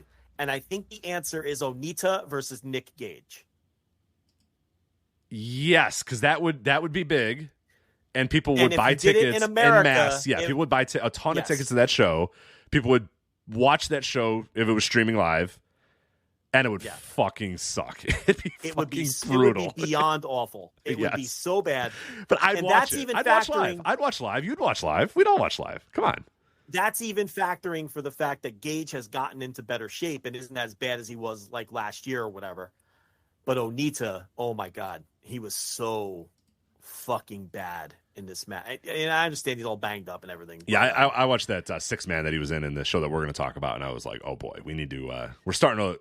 It's Onita, and he's already kind of ridiculous, but it's starting to get like, I don't know the right word. It's sad. I don't know. It's just like completely unrealistic that this guy can still wrestle at all. You know, it's over. They did the explosions, and look, I am still a supporter of Onita doing the exploding matches with Yoshitatsu because I think it's different. It adds something different to the undercards in All Japan. None of them are good, but they're at least somewhat interesting. And I do think, and he doesn't draw anymore. I mean, this show had 600 people, so he's not a draw in Japan anymore, at least not in this scenario. You know, if he did his 19th retirement match, maybe. But you know, it's different, and I don't think it's doing any harm, and I really don't mind it. And then the main event was a preview for the Triple Crown match. It was Miyahara and Yuma Anzai over Yuji Nagata and Yutaka Yoshi. Rich, if I told you Yutaka Yoshi was actually having a halfway decent year, would you believe me? I wouldn't. He's in my notebook. Like, first of all, he's only 49. If you would have asked me his age, I would tell you. There's no way. Really? He's not even 50. Okay. That was in G1s in the early 2000s. There's no way. I've got him in my notebook. He had a 6-man tag on an All Japan show a couple months ago, and he wasn't even like everyone else was great and he was there. Like, he was pretty good. And like, he was decent in this match. So it's like, I used to not be able to stand watching this guy, and I have to admit, 23 years later, he's turning the corner for you. It's unbelievable. So you can't dig your heels in, Joe. You cannot dig your heels in. Dig your heels Sometimes it takes 23 years for a guy to click for you, and that's you're there with your boy Yoshi. We move on to the 15th in Korakuen. 984 fans witnessed Atsuki Aoyagi defend the junior title against Kaito Ashida in a neat and tidy 13-minute match. Very good. Very good. I'd go about 3 3/4 for Aoyagi versus Ashida. It was all action. I thought Ashida had good presence, and I really enjoyed it. And then the main event was a notebook match as the All Japan Tag Team titles come back to All Japan. Kento Miyahara and Yuma Aoyagi defeat Kano and Manabu Soya. They defeat the Invaders, and they win the titles back. I would go maybe 4 1/4. Really good match. I like the Miyahara Aoyagi team. We're going to talk about them some more here. And that was a really, really good Korakuen Hall main event, and an excellent semifinal, too, with the junior title. So I would definitely recommend both of those matches. There's some interesting stuff on the undercard. Fuminari Abe worked that show. Lindemann worked the undercard, but I haven't had time to watch undercards of stuff. I'm still catching up from vacation and everything, so I only was able to watch the pertinent bouts. And then that brings us to the 17th from the Ota City Gym. They drew just under 2,000 fans for this. And we had, I did not get to the Kento Miyahara Yuma Aoyagi title defense against Atsuki Aoyagi and Rising Hayato. That's the one you said you just watched. I did. So very quickly, how was that? Really good. Really, really good work. Yeah, it was stiff. It was obviously not as stiff as the match we're going to talk about here in a sec. With our boy Strong BJ and Violent Giants, but it was a little bit more stiff than you might think it was. Kento really, really good in this, and I was impressed by Aoyagi and Rising Hayato, and those, not Yuma Aoyagi. I'm always a fan of Yuma Aoyagi, but Atsuki Aoyagi, I've always been kind of indifferent on him and not quite seeing it all the way. Same with Rising Hayato. I see the potential of those guys, but it's never quite fully clicked with me. I thought they were real good here. And this is a very fast pace. It was 25 minutes, but they didn't stop moving. It was just a tag match, boom, boom, boom, big strikes, big moves back and forth. Obviously, Miyahara and Yuma Aoyagi win the match, retain the titles. But, this was really good. It wasn't as good as Strong BJ, Violent Giants.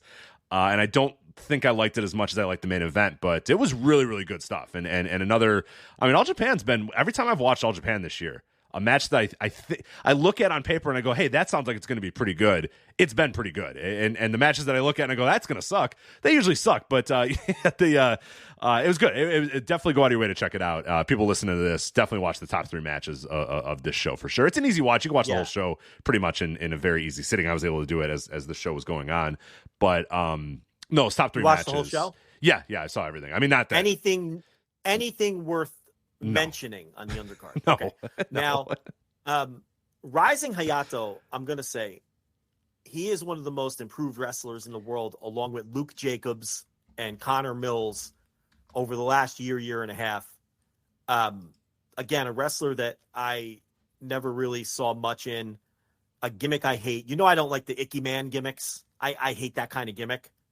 But with all of that working against him, he's been impressive. He's toned down much improved. He's toned down a little bit on it. But what I will say in this match is he tried to do his like shrug it off, like smile thing, and every time he did, Kento Miyahara slapped him like real hard. And then Hayato would come back at him hard again. And it was like, okay, he was trying to slap the funny out of him. You know what I mean? Be like, come on, motherfucker, challenge me if you think you're a hotshot. And Hayato did. So, yeah, I think that you'll see when you watch it. He really ramped it up. He kind of plays it like Yamato. Yes. Yes. You know, like playing with the hair. Yeah, a little bit of like, I'm kind of above all this. Or, you know, it's just another day at the office or whatever. And you can't do that to one Kento Miyahara because he tried to do that once. He did. I forget what it was. He did a move and he went and played with his hair, and Kento just slapped him upside the head. It was like, you don't fucking play with your hair when you're in the ring with me, motherfucker. And I will say, Hayato went right back at him and had a nice little back and forth after that. So he's starting to maybe figure it out a little bit. All right, that's the one match I didn't have time to get to, and I'm definitely gonna go back and watch it. But the match I did have time for, Strong BJ. And, you know, Yuji Okabayashi's taking some time off from wrestling, but he made time for this one. And he looks better than ever. He looks better than ever, man. Don't go away yet. I'm telling you, man, this rocks. And they took on the Violent Giants. And, you know, if this would have been the Twin Towers with Tsuji and Sato, but Sato's kind of washed at this point. But it was a derivative of that team, the Violent Giant team with Tsuji, the real big dog, and Suwama. And man, did they not channel 2015. Oh, God, was this great. I went 4.5 on this fucking thing. This was a great match. I want to watch it because I didn't watch it with the crowd. I want to watch it again with the crowd because I was watching it with the sound off. And crowd was hot. These meat men slapping meat hot, man. Rich. There was sweat flying everywhere. And I was like, I want to hear this. I got to hear this. So I'm going to go back and watch this because it looked, Joe, I don't think you're nuts with that rating. I really don't. I'm not going to give a rating because I didn't, watch it with the sound or whatever. But from what I saw, it looked like these motherfuckers didn't stop either. This went 22 minutes, and these are old dudes. Suwama is, we've talked about him and where he's at in his career. Tsuji Ishikawa, we talked about a couple years ago that it might be done for him. He's looked pretty good though. Of everything I've seen with Tsuji this last like couple of months, he looks like he's okay. Like it was not the same guy. We thought he was done. Remember, like I thought he was over, and we were just. But he's not the same guy. Like no. 2015 or so, you could argue he was like a top 20 wrestler. Oh yeah. No. He's not there anymore. No. Those days are over. Like, don't think you're getting that because you're not. But with these three guys, and I think Daisuke Sekimoto has lost a step. But he's now had 2 tag matches in the last 2 months that I thought were 4.5 stars. Yeah, he was really good in this match. He was really good in this match, and he's a guy I've been kind of indifferent on for a couple years since as well. These were all guys that I haven't, with the exception of Okabayashi. Okabayashi fucking rocks, and he's always rocked. But Sekimoto, Ishikawa, and Suwama are all 3 guys that I've kind of been like, yeah, they were great in 2015, but I'm starting to kind of lately. Yeah, like lately, I'm just kind of been like, but man, not here. Well, time waits for no man, but this was like a time capsule. These guys, like, they took it back 6-7 years, and you would have thought that this match took place in 2015. It really was great. The crowd was red hot for it, so yeah, definitely go back and watch it with the crowd. And I was surprised. I thought Okabayashi would lose since he's taken time off, but Strong BJ not only won, but he got the pinfall. Yeah, he scored the pin. And he's not, he was always a stocky guy, but he's out, he's in worse shape than he's ever been. And you could see he was preparing to take some time off, but the performance was great. And it's just so funny because I talked earlier tonight about Dangan Yankees bringing it back last month. Dangan Yankees, Strong BJ, and Violent Giants having these great. What year is this? I don't know. I have no idea. I'm not complaining. I like it. Let's bring it back after so many years where it felt like Japanese wrestling just couldn't find it.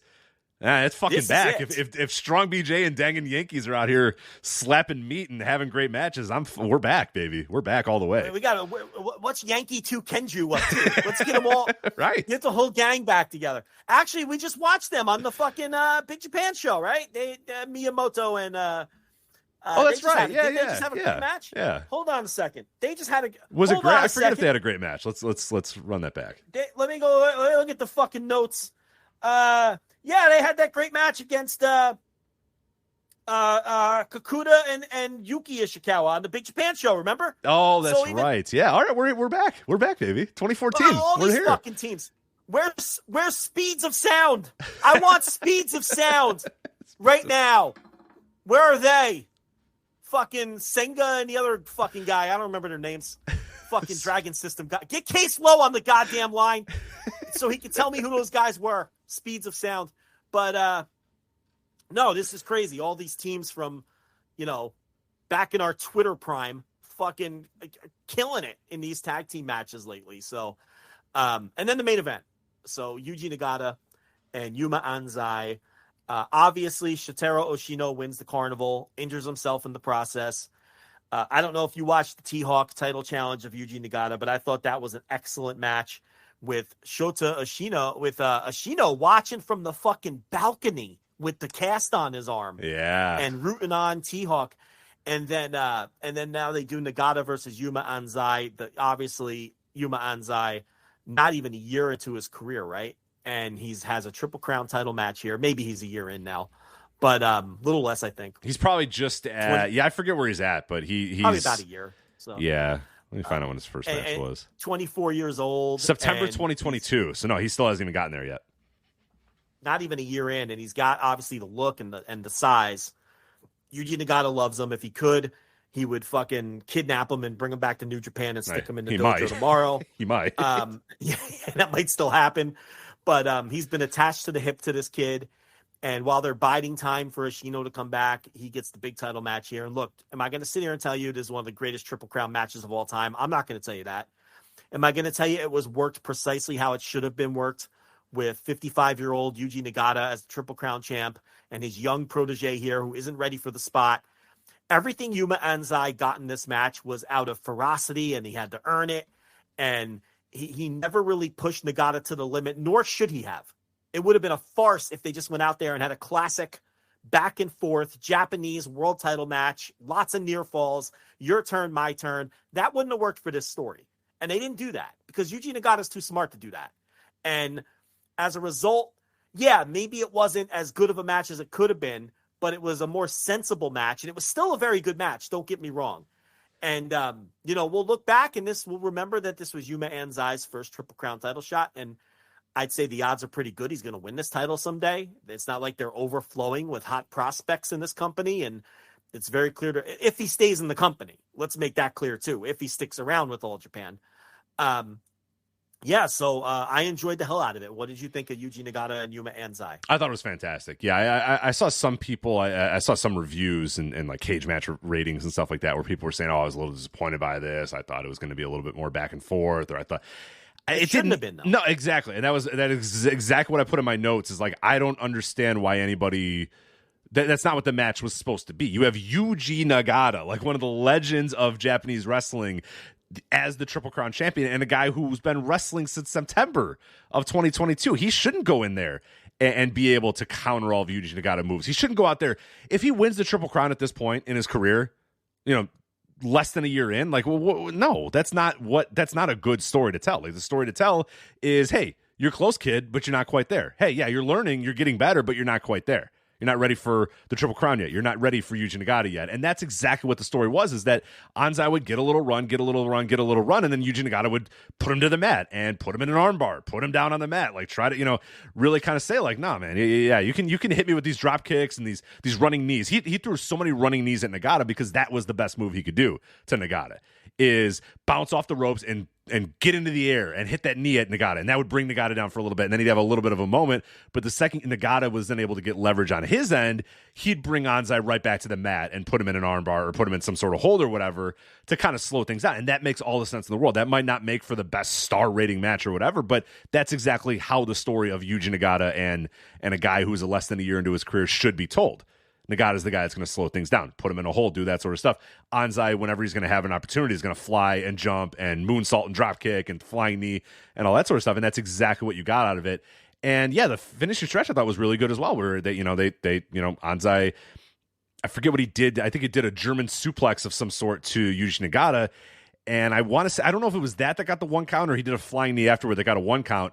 He got up, and then that was pretty much like he thought he had Nagata on the ropes. He thought he had Nagata done. Nagata gets, kicks out at 1, then throws in, and then just ends it. Just beats him 1, 2, 3 in the middle of the ring. And I think that was a perfect way to tell that story, and just a smart way to tell the story that, like you said, that he's not ready and he shouldn't be ready. Like that's a terrible story if Anzai is just ready now. If he's just ready to go, then what the hell are you going to do for the next, 5 years of this guy's career, the next couple of years of this guy's career?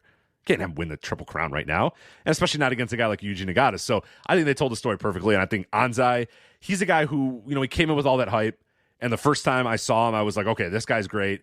And then I started to say, okay, I don't know if he's quite like this good as like people were putting him over as like, oh, this dude is the future, and this guy is I don't know if he's quite there. I don't know if I've quite seen that yet, but this was a match that really made me say, okay, this guy is really, really fucking good for where he is so far in his career. He's got the presence. He's got the understanding of the crowd. He's got the understanding of how to work. He can be a little sloppy at times still, but you can see the building blocks are there that this guy is going to be a very, very, very good wrestler. And yeah, like you said, whether that happens in All Japan or elsewhere remains to be seen. But I'm seeing it with him. He's not an all-timer yet. He's not there yet, but he's definitely, you see it down the road that this guy's going to be very, very good. You kind of been dragging your feet with him, and I was going to ask you that. But, like we said, he's not even a year in. There's New Japan Young Lions who are like 3 years in, 4 years in. This guy's not even a year in. The presence, so the understanding of what you're doing as a pro wrestler is one of the biggest things. Learning how to not play a pro wrestler and just be a pro wrestler. Kento Miyahara is a fucking pro wrestler. You know what I mean? The moment that guy walks through the curtain to the moment he walks out of the curtain, that he is a pro wrestler. His job is to get the audience excited about what's going on, into him, into the moves, into everything. Like, a lot of guys can't channel that right away. Anzai's got a little bit of that already, and that to me is the biggest. The moves and all that sort of stuff, you'll learn that. You'll get that. That comes with time. Anybody can get pretty good at that. He's already pretty solid at that, but he's got that presence and that it factor that very few wrestlers that are less than a year in quite get, and that's what has me highest on him, is that this guy gets it, knows how to be a wrestler. Yeah, I think he's got obvious upside, and this was a good showing. I'd go 3 3/4 or something like that for this, and Nagata was great leading him through it. Nagata's been really good. He has been. I can't wait. Nagata. In 20 years, we're going to do a deep dive on this Triple Crown run of Yuji Nagata, and I can't wait. It's going to be great. All right, I'll pencil that in. Yeah, pencil that in for 20. When do you want to do that? 2043? 2043, I guess. That's probably enough time. 10 years doesn't seem like enough, but 20 seems like a good time to revisit it. Yeah, 2043. Write that down in your notebook do the deep dive, Yuji Nagata's Triple Crown run. We'll be almost 35 years into this show. And we still won't be on video. Oh, hell no. I'm not doing video. Are you kidding? As I get older, I'm going to be less inclined to do video. And you'll have to be on the $3,500 tier to listen to that deep dive. Right. Now, is that because of inflation, or we just become like the greediest fucking assholes in the world?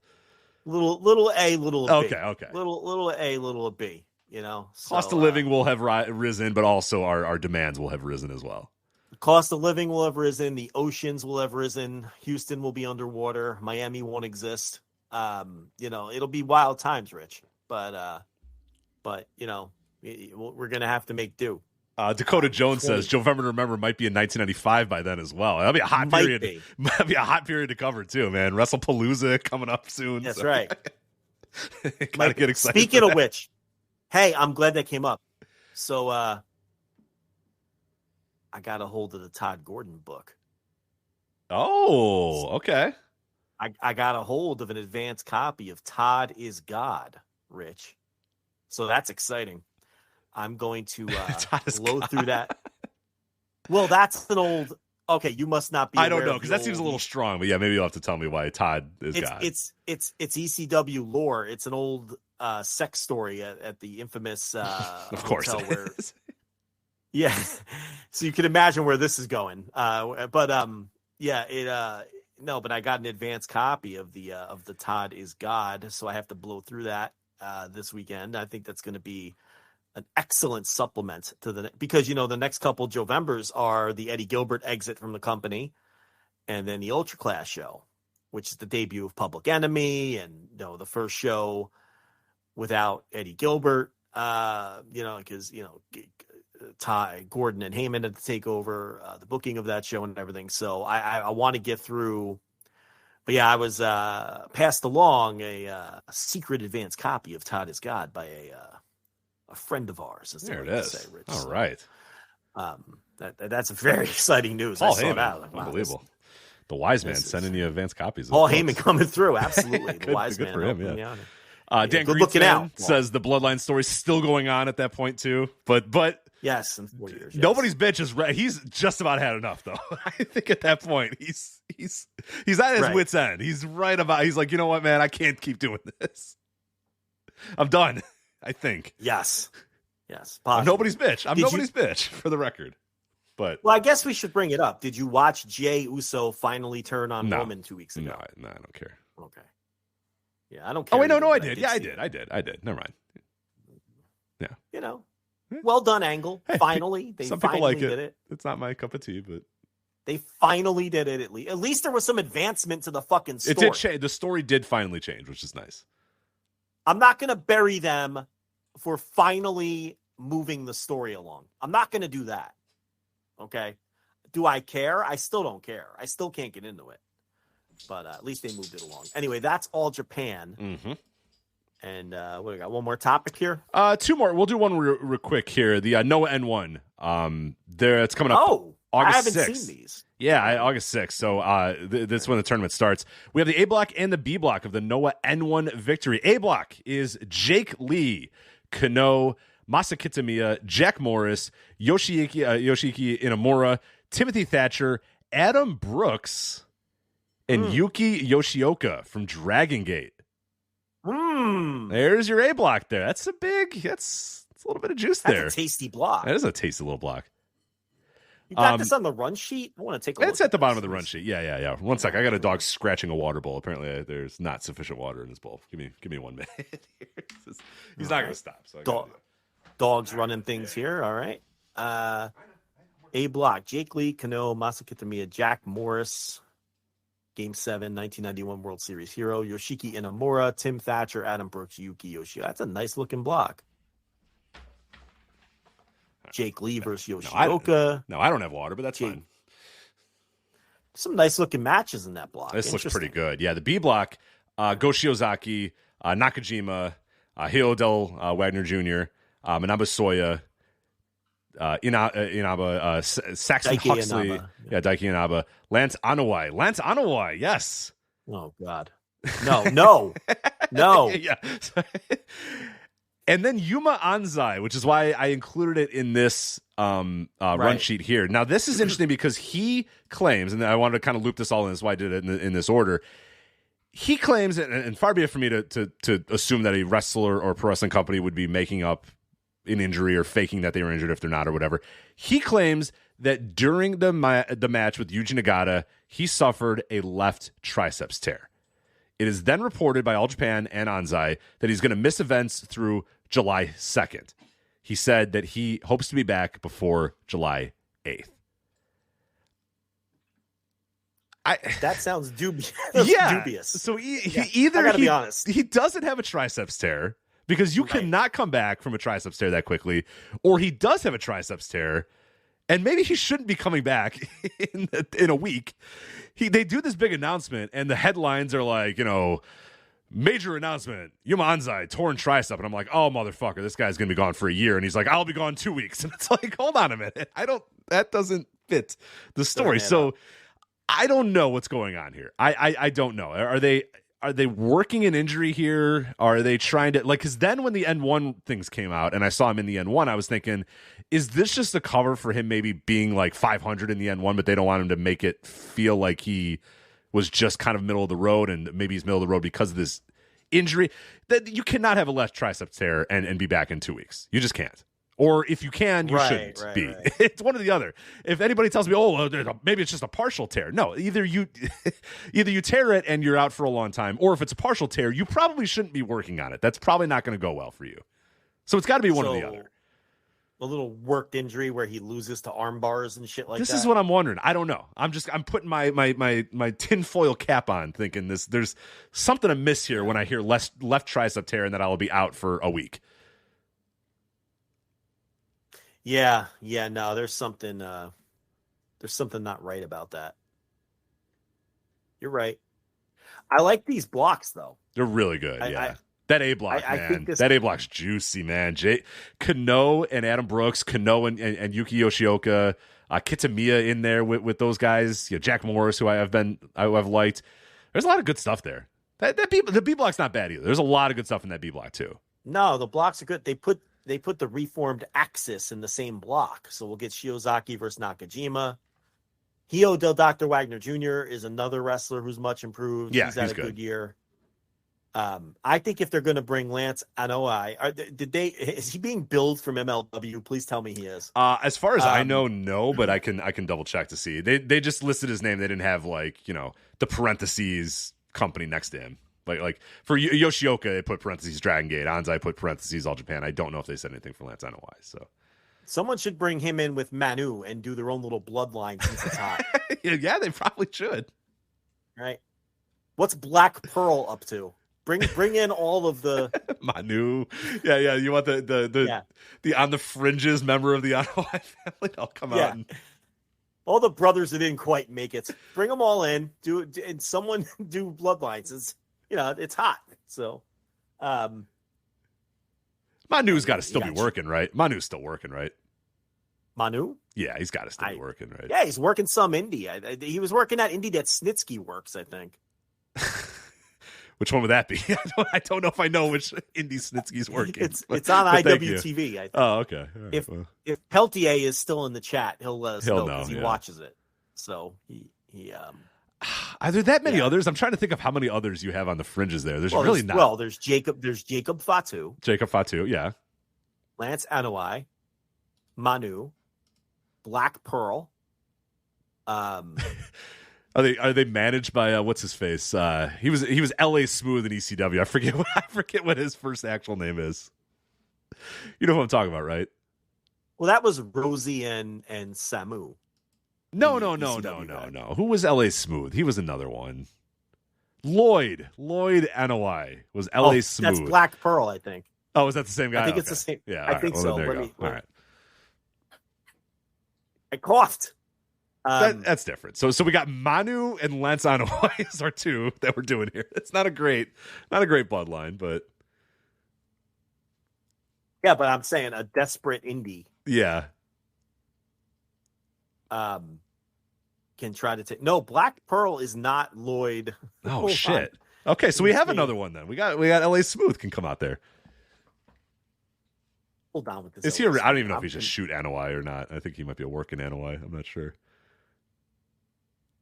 Oh yeah, the Tahitian Warrior, Fred Williams. You're right. I don't remember him under those names. I just remember him under LA Smooth. I don't think he could still work. I think he'd have to be a manager at this point. I would assume he's probably older, old. Right? Yeah. He's an older guy. He's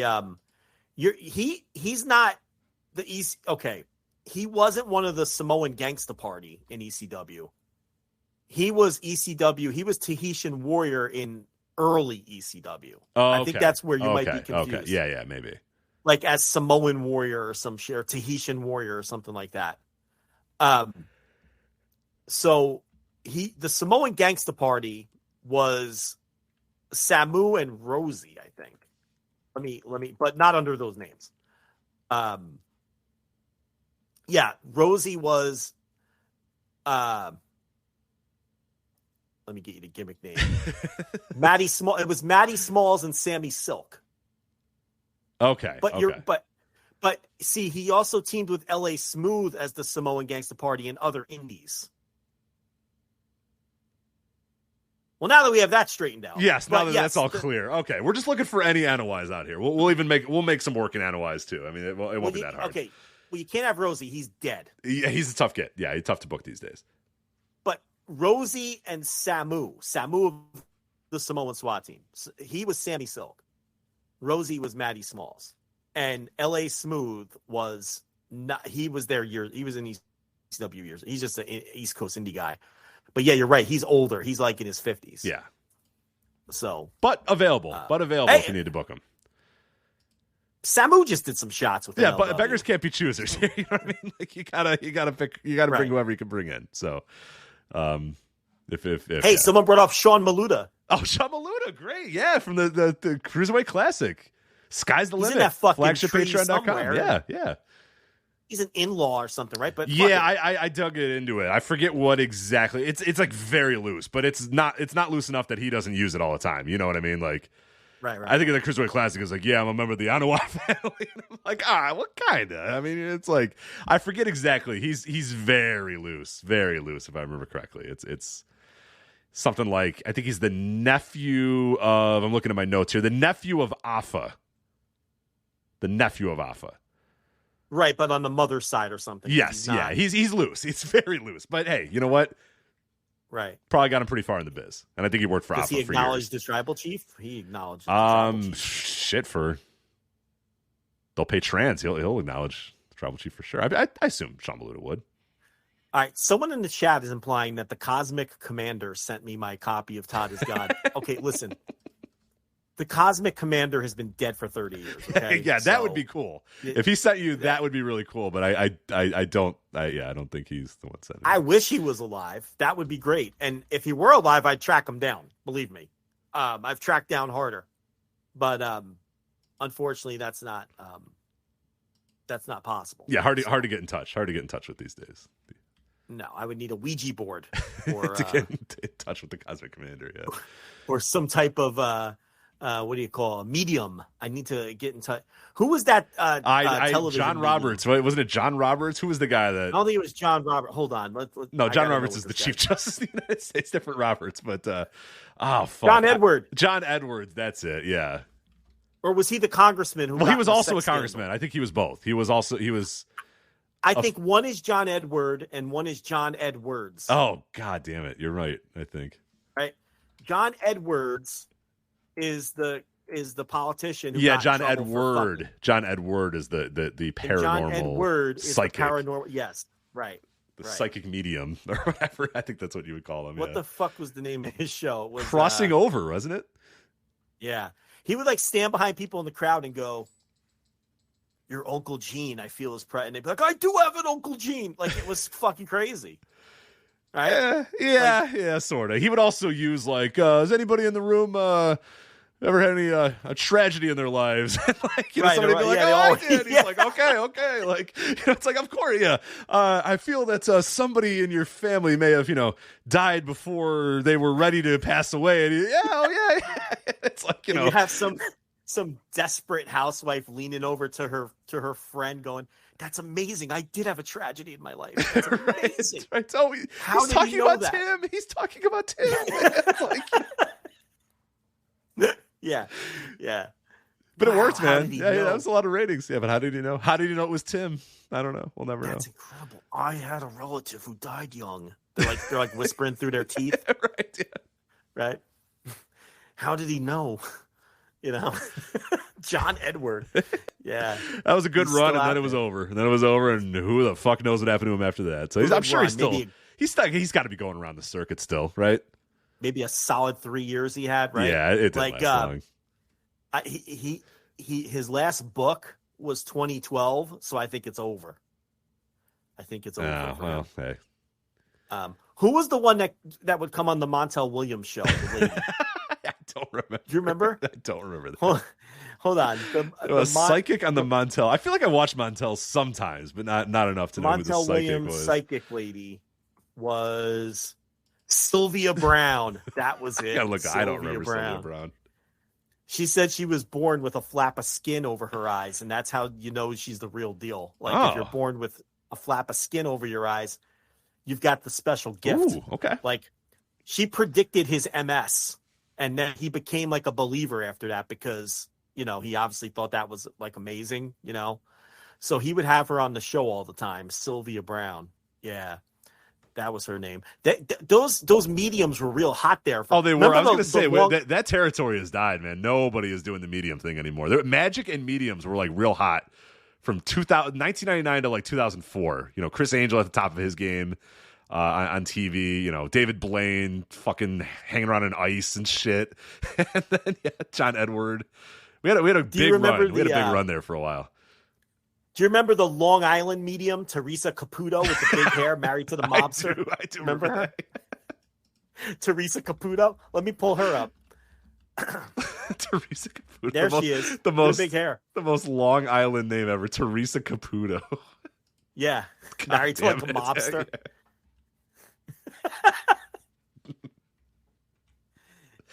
Why was her hair so big? Why was her hair so big?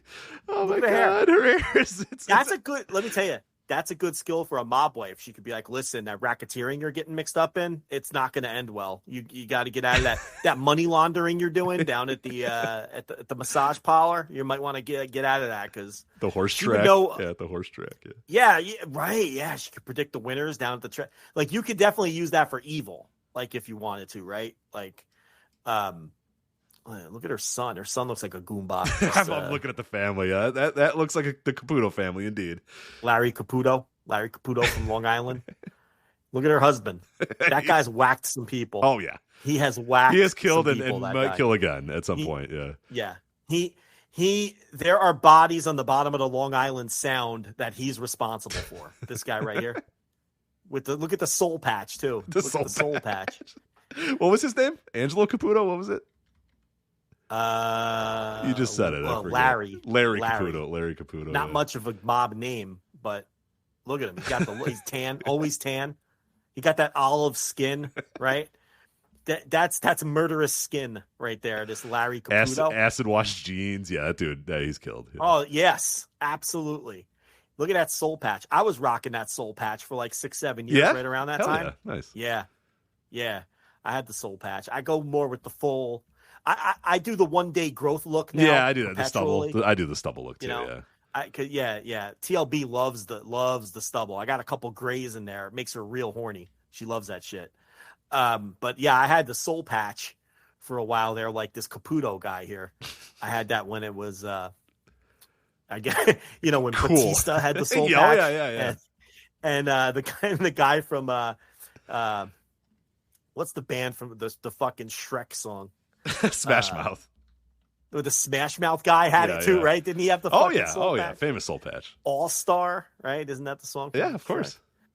Somebody once told me the world. Yeah, that guy. I know Billy Bob Thornton was rocking it for a couple years there too. So yeah. When he was fucking Jolie, he had it. When he was fucking Angelina Jolie, and they were exchanging vials of blood. Remember that it got real freaky. Yeah, real freaky out there. Let me tell you something. If Angelina Jolie wanted me to exchange vials of blood, I'm exchanging vials of blood. Oh, in 2002? 2002 Angelina Jolie? For sure, yeah. Absolutely. Whatever she wants. She could have all of my blood. Just hook it up to my fucking veins. Just take do whatever you want with my blood. You could play with my blood, whatever you want to do, Angelina. It's your call. Yeah, I'm still looking at this Teresa Caputo. Man, the hair is unbelievable. I don't get it. Just fucking fantastic. Fantastic hair. God damn it, Long Island. Long Island medium.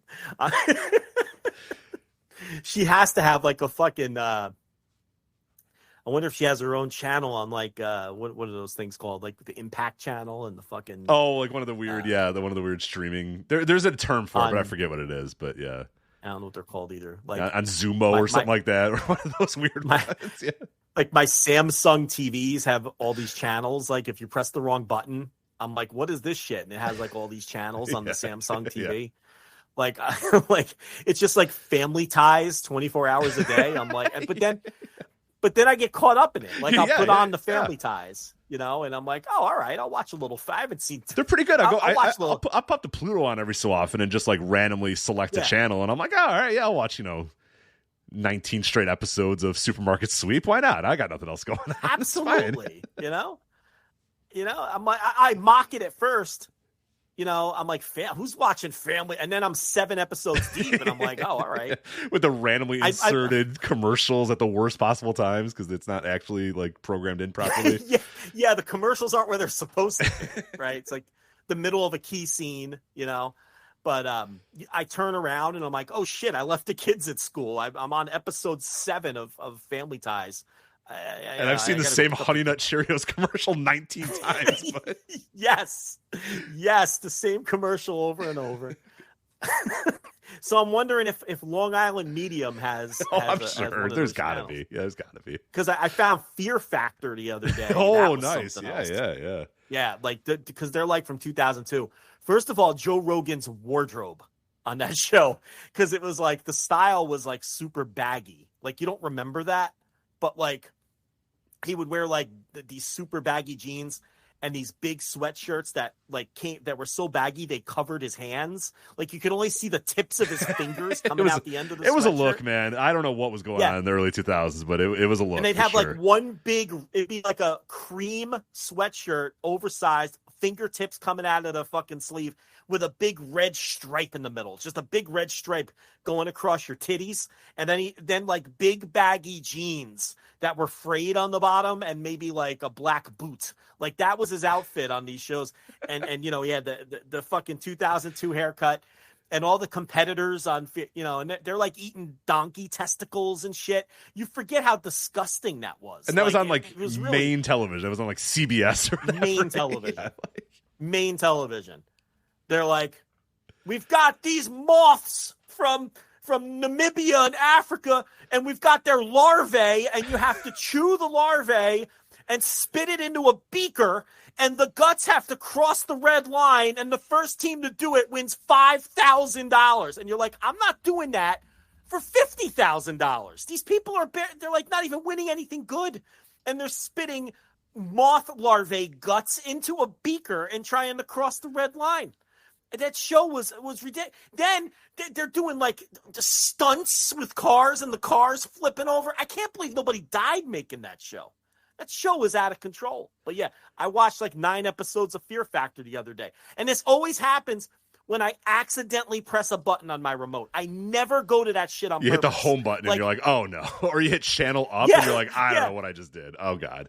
Or fucking Miss Maggie Moo steps on the remote and like I'm trying to watch the game and then it's like I'm on the Fear Factor 24/7 channel and then I'm like, all right, I'll leave this on. They're chewing moth larvae. I'll check this out for a few minutes. Well, Joe, you're in luck. You nailed it. Fubo TV has the Long Island Medium stream, a 24-hour a day stream of Long Island Medium episodes on Fubo TV if you want to go stream those online. So See, I fucking knew it. She's still making money off of that shit. She's still making money off of that shit. You know who's an absolute fucking whore? I'm going to tell you, Rich. Gordon Ramsay. His shows are all over those things. And he's got like 1 million shows too. Oh yeah. He's got Hell's Kitchen. He's got the fucking Kitchen Nightmares, English and British, like American and British versions of Kitchen Nightmare. He's got the fucking the chef gimmick with the little kids. He's got the 3-level fucking next level chef, and they're all on those fucking Pluto TV. Oh yeah, 24 hours a day. That guy is because cooking shows are the ones that people like. Someone in the Note of Chat was talking about. There's an Iron Chef channel that they watch all the time. Like, yeah, that's perfect for like one more episode. Sit down, like it's in the background, and you're just kind of like not really paying attention, but sort of paying attention. Then you're hooked for 2 hours. Yeah, you're locked in. You know, you're locked in. But always accidental. You never watch that shit on purpose. Oh no, never. You're never flipping over to that on purpose. Should we push AC Mac to next week? Like this was squeeze it in. Kind of out of time here. Yeah, maybe we should give him a little bit more time. I feel bad stuffing him in here at the end here. So yeah, well let's talk AC Mac next week. Well, I mean the fucking retirement ain't going anywhere. Yeah, he's not coming back. Well, if he comes back this weekend, then there's no need to talk about his retirement. Well, he's having a match. He's having a match in July. So. Okay. Yeah, no rush. We'll get to him when we get to him. So, way over time. Yeah, we'll do it next week. We'll do AC Mac next week. I actually wanted to watch a couple of his final because I know he was doing a lot of loser leaves town matches on the run. I watched a few of them, but I want to actually watch most of them. So it's actually a pretty good idea to maybe wait till next week to do that. So we will talk about AC Mac next week. Big hook for next week's show, of course, here on the Flagship. Might be a very American indie heavy show next We got week. another segment planned. Another big Yeah. segment planned. So it'll be an American Indie heavy segment on next week's Flagship. But yeah, we were way over time because we were too busy talking about Long Island Medium on Fubo TV and other various Pluto things. Supermarket Sweep Channel rocks. Watch it. Anyway, that is it for us. Again, Instant Reaction Live this Sunday at flagshippatreon.com, patreon.com/voices of wrestling, voicesofwrestling.com/Patreon. $10 tier for that. We're going to go live immediately following the show. So if that sounds interesting to you, just subscribe today. There's no point in waiting until Sunday. Just subscribe today. Then you will be all set to go and ready for Sunday night. And as I said, make sure you're there live with the chat room as well. It's a fun time in the chat room. We're all talking. We're all discussing the show. There's usually a very big crowd in there, a very active crowd talking until all hours of the night about the show that they just watched. So that is coming up this Sunday, Forbidden Door, Instant Reaction Live. And yeah, for all the other stuff, Voices of Wrestling Podcast Network, make sure you subscribe, like us on whatever podcast app you use. Voicesofwrestling.com as well for previews, reviews, columns, and all that other good stuff. Also, voicesofwrestling.com/Discord if you want to join the conversation on Discord. So that is Joe. I'm Rich. We'll talk to you next time on the Flagship Podcast. Take care. Hola, hola, my name is Ricardo. I am the host of the Lucha Jovers podcast here in the Voices of Wrestling Podcast Network. We are a Spanish-speaking show dedicated to discussing and analyzing pro wrestling from all across the world. From AEW to CMLL, we talk about American wrestling, Japanese wrestling, and of course, Lucha Libre. If something big happened in the pro wrestling world, we will talk about it. So if you know Spanish or have a friend that knows Spanish or want to practice your Lucha Libre pronunciations, go listen to the Lucha Jovers podcast right here in the Voices of Wrestling Podcast Network. Nos vemos por ahí. Music. It's not just part of our daily lives, it's part of our wrestling fandom as well, and it has been for decades. That's where this show comes in. Music of the Mat, the podcast devoted exclusively to the music of pro wrestling, hosted by Andrew Rich. Hey, that's me. Each episode delivers a different topic with a variety of great guests, fun conversations, musical analysis, and of course, a heartfelt pun or two. New episodes drop every other Tuesday on Apple Podcasts, Google Podcasts, Spotify, or your podcast app of choice. Check out Music of the Mat only on the Voices of Wrestling Podcast Network.